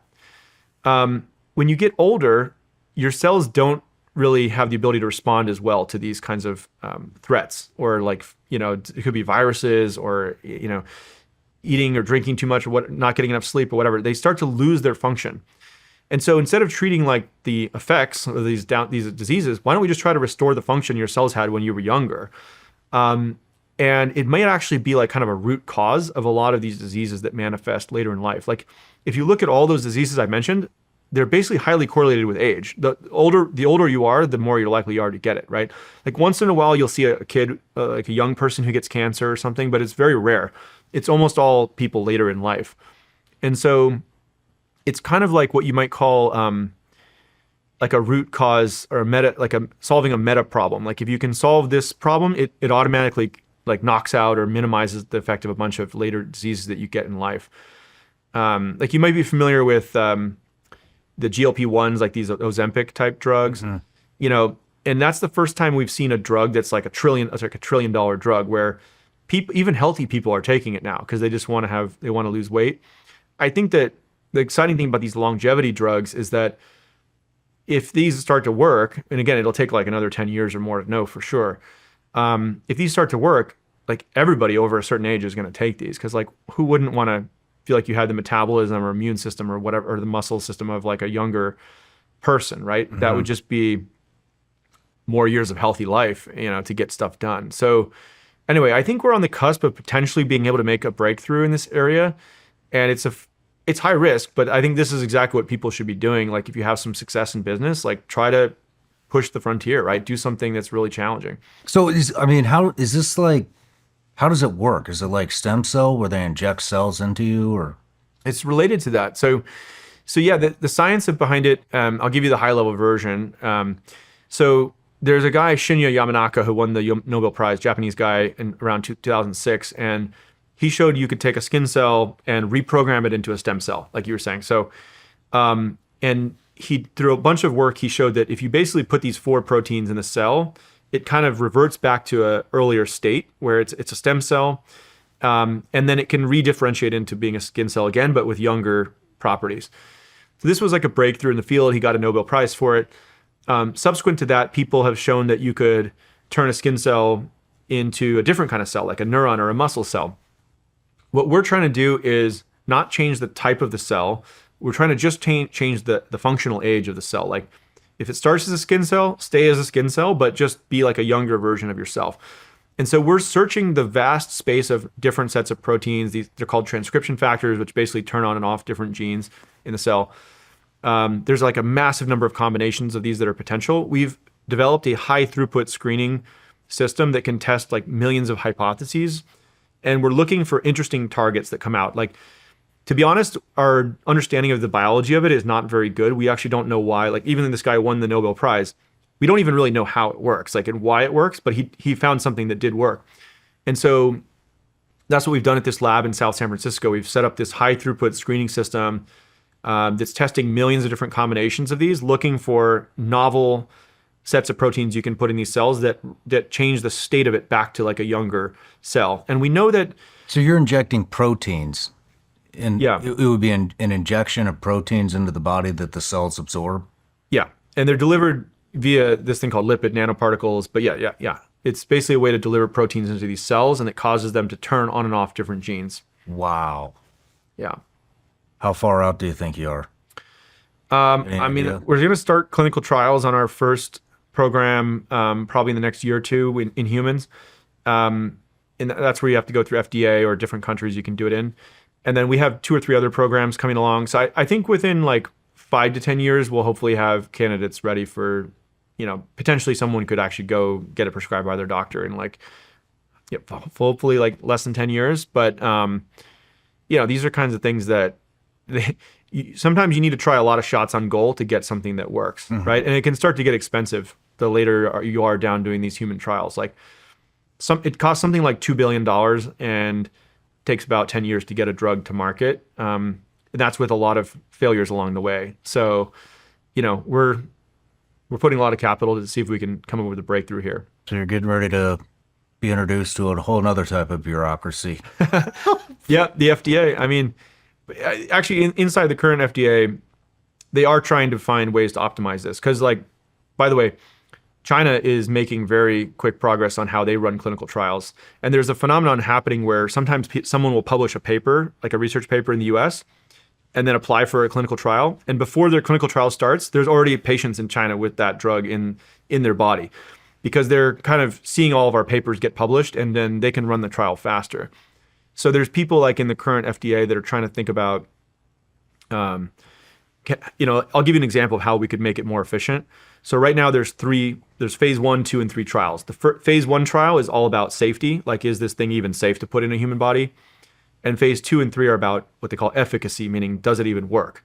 So first you check if it's safe. Second, does it work? One thing we could do is, like, if you pass phase 1 trial and you know it's safe, allow a doctor to prescribe it to patients while it's going through phase 2 and phase 3. I mean, if someone's at the end of their life, like they're going to die like in a month, and they have no other option, and we know it's safe, dude, allow them to take it, especially if a doctor. We had something like that, right? Like a right to try. Yeah. Those kind of things. But it hasn't gone far enough. That would be an example where we could really start to accelerate it. So I hope we get some of those things put through the FDA as well. Otherwise, like, these companies are going to start running clinical trials overseas just to get faster data back. Yeah. I mean, I know you're in very early stages, but I'm just curious. I mean, how much, maybe you have a target, maybe not. Do you have any idea how much more life somebody could experience by taking something like that?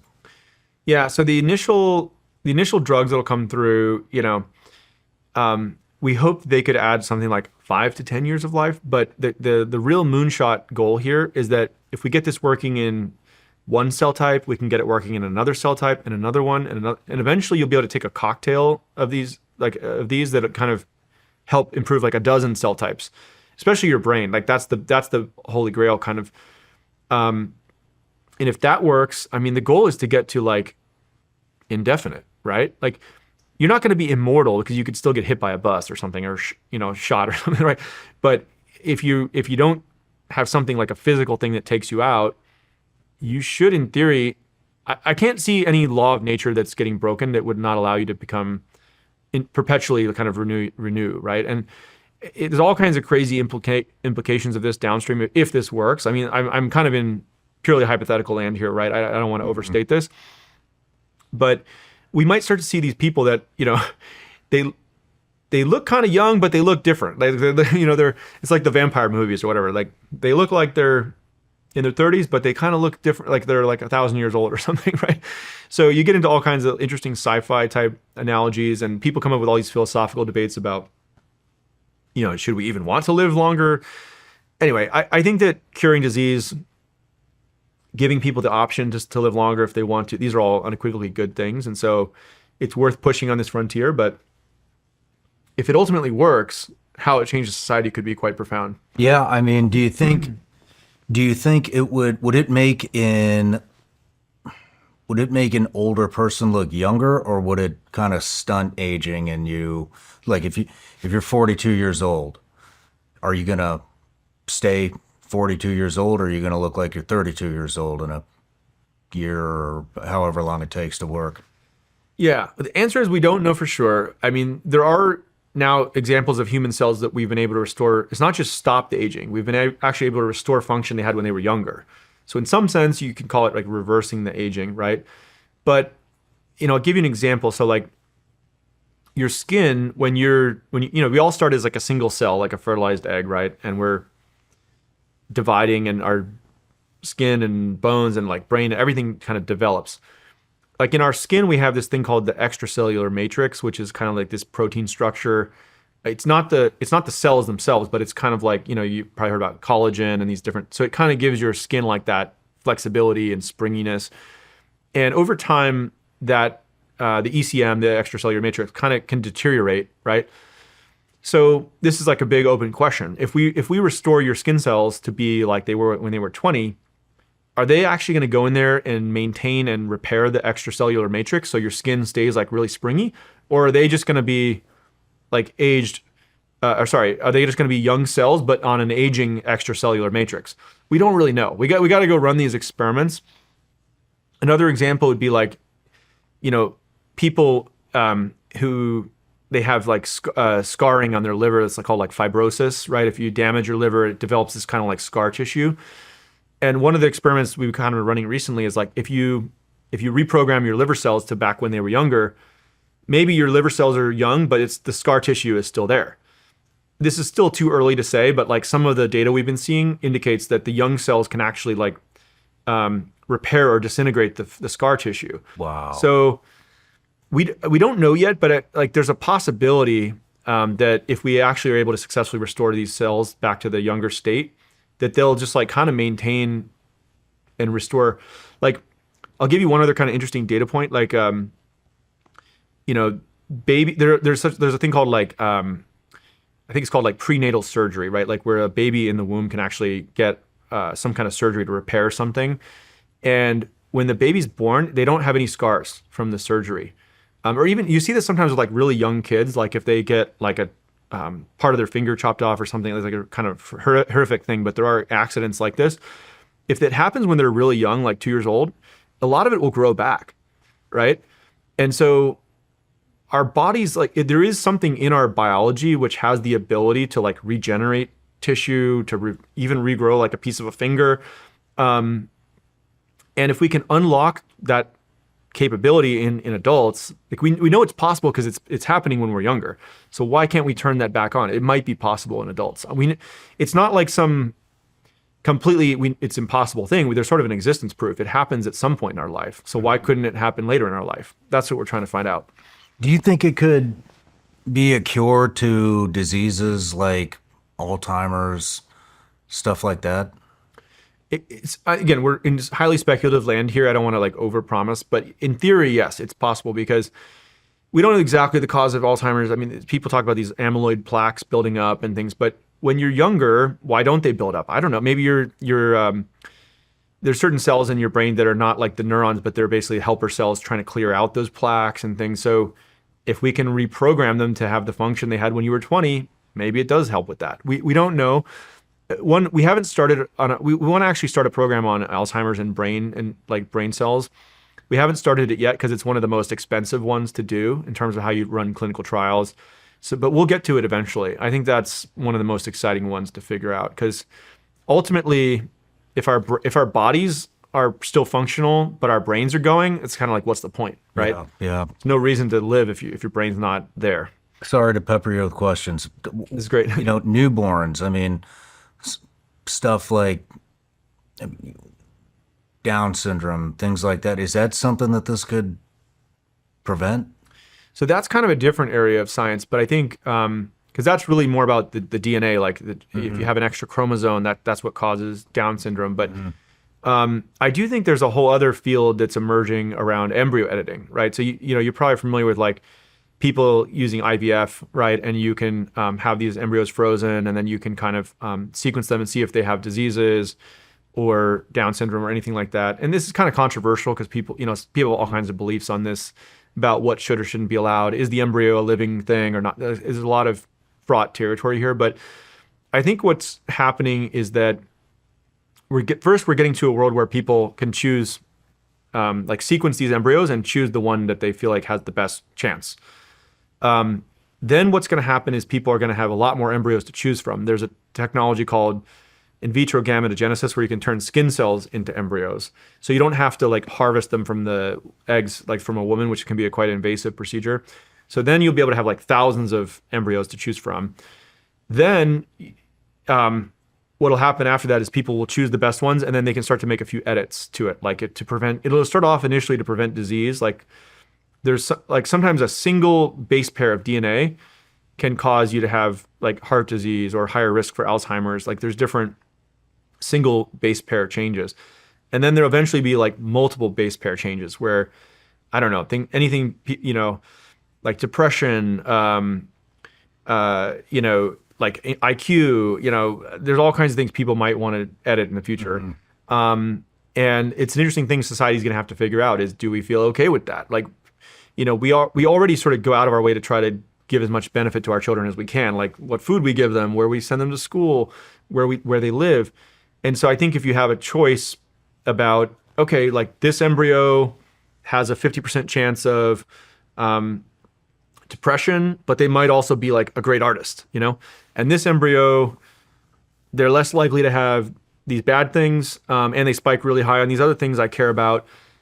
Parents are going to have choices to make, like which embryo do I want to implant? What do I want to bring to fruition? So, in some ways that's, for a lot of people, that's probably like really scary and playing God and like all kinds of things. I think for other people, it's saying, okay, how are we going to start to shape evolution and like take control of it? Because AI is taking off at a crazy pace. Like how is human intelligence going to keep pace? And we already choose this by who we choose to marry and who we choose to have children with. Mm-hmm. Has a huge impact on what our kids are and where you send them to school and et cetera, et cetera. So why wouldn't we also kind of give them the best chance they can genetically? I think eventually it'll become like weird not to do this, like in 50 years. It'd almost be like risky, like rolling the dice to not take a look at the data. So that's another interesting area that could come to fruition. I'm not doing anything currently in that area today, but just kind of intellectually interested in it. Wow. Fascinating stuff. Yeah. We're wrapping up the interview, but I just got a couple questions left. What advice do you have for new innovators and founders? Well, there's a lot of different areas like people could get advice on. I think the big picture advice I would give people is it's action produces information, right? A lot of people are sitting there thinking, I kind of want to start a company, but I'm not sure exactly what to do. And this area could be interesting, but what if that happens? And what if the government shuts it down? And what if this competitor does it? You can kind of have this analysis paralysis. You just need to get started with something. And just anything you can think of to do, like just go try and do it. It'll probably be the wrong thing, but just the fact that you tried it, it'll give you an idea about what to do next. And there was many times in Coinbase's history where that was the case. Like the first version of the Coinbase app that I built, I built it totally wrong, right? And almost like the minute that I released it, I was like, oh, now I realized how I should have done it. But if I hadn't actually gone and stepped into the unknown, I never would have figured out a better way to do it. And there's an analogy I love to think about, which is kind of like, imagine you're looking at a mountain. You want to try to summit the mountain, and it's shrouded in fog and clouds, and you can't really see the top of the mountain. In fact, you can only see like 6 feet in front of you. The fog is so thick, but there's some mountain up there. You can't just sit down on the ground and think about how the right path. You got to take a few steps into the fog, into the unknown, and you might get stuck on some ledge that's like, oh, I got to backtrack. Like that was the wrong way, right? And sometimes you'll be able to see a little farther in the distance. Sometimes you can only see a few feet ahead. But if you don't take steps into the unknown, like that action, you'll never know the better path to go. And most people, they don't have, I don't know if it's the risk tolerance or the fear of looking stupid or like doing the wrong thing or whatever it is. I think, they never take that step into the unknown. And sometimes people ask me like, why do a lot of tech founders have autism, And I think like one of the reasons, I'm probably somewhere on that spectrum myself, by the way. But I think one of the reasons like people with on the spectrum or have autism, like our tech founders, is that they don't really have social anxiety about people thinking that they're looking stupid or dumb. Like it's not that they don't know it's happening or that they, but they just don't care. It's like, and so Fear is gone. yeah, like, and it's like a social, they're kind of blind to it socially, which can be funny in certain situations. Like, you know, if they just do something that they don't, everyone else thinks it's weird, but they don't know that it's even weird. But in an entrepreneurship, that tends to help you a lot. Because you're willing to just take steps into the unknown, unafraid of looking stupid, to try lots of things, and eventually you find something that works. So that, I don't know, that would be my biggest piece of advice, is just like, action produces information. If you have any kind of an idea of what to do, just do it, even if it's the wrong thing, and it'll produce more information. I love that. I love that. Last question. If you had 3 people you'd like to see on this show, who would they be?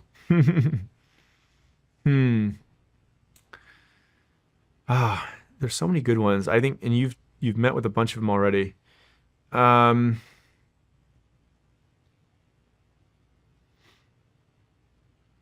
Let's see. Have you had Elon on? No. Okay, could be a good one. I mean, everybody wants to interview him. That's maybe an obvious one. I'm trying to think about ones that would be less obvious. Who are you excited about? Yeah, I think I am excited about people building on the frontier of technology. So I'll give you a couple names. I think there's a guy, Keller Renato. He started a drone delivery company that's really amazing called Zipline.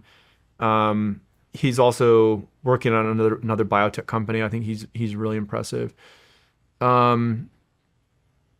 Have you had? I know you had Palmer on. Have you had Brian Schimpf from Anduril? He's the CEO. He's a rock star as well. I mean, they're building like nuclear submarines, like all kinds of crazy stuff now. Let's see. I mean, do you want to talk to like government people? And you'll talk to anybody. I don't know, anybody. Government people? We talk to a lot of those. Could be anybody. How about the crypto space? Yeah. Who's doing something new and innovative than that? Well, I think Jesse Pollock on our team, who created the Base protocol and the Base app, he's great. Perfect. That's 3. Yeah, that's a good start. All right, Brian. Thank you for coming, man. Thanks for having me. I appreciate the time, and I hope to see you again. Thanks for being interested in what we're up to. Yeah. Cheers.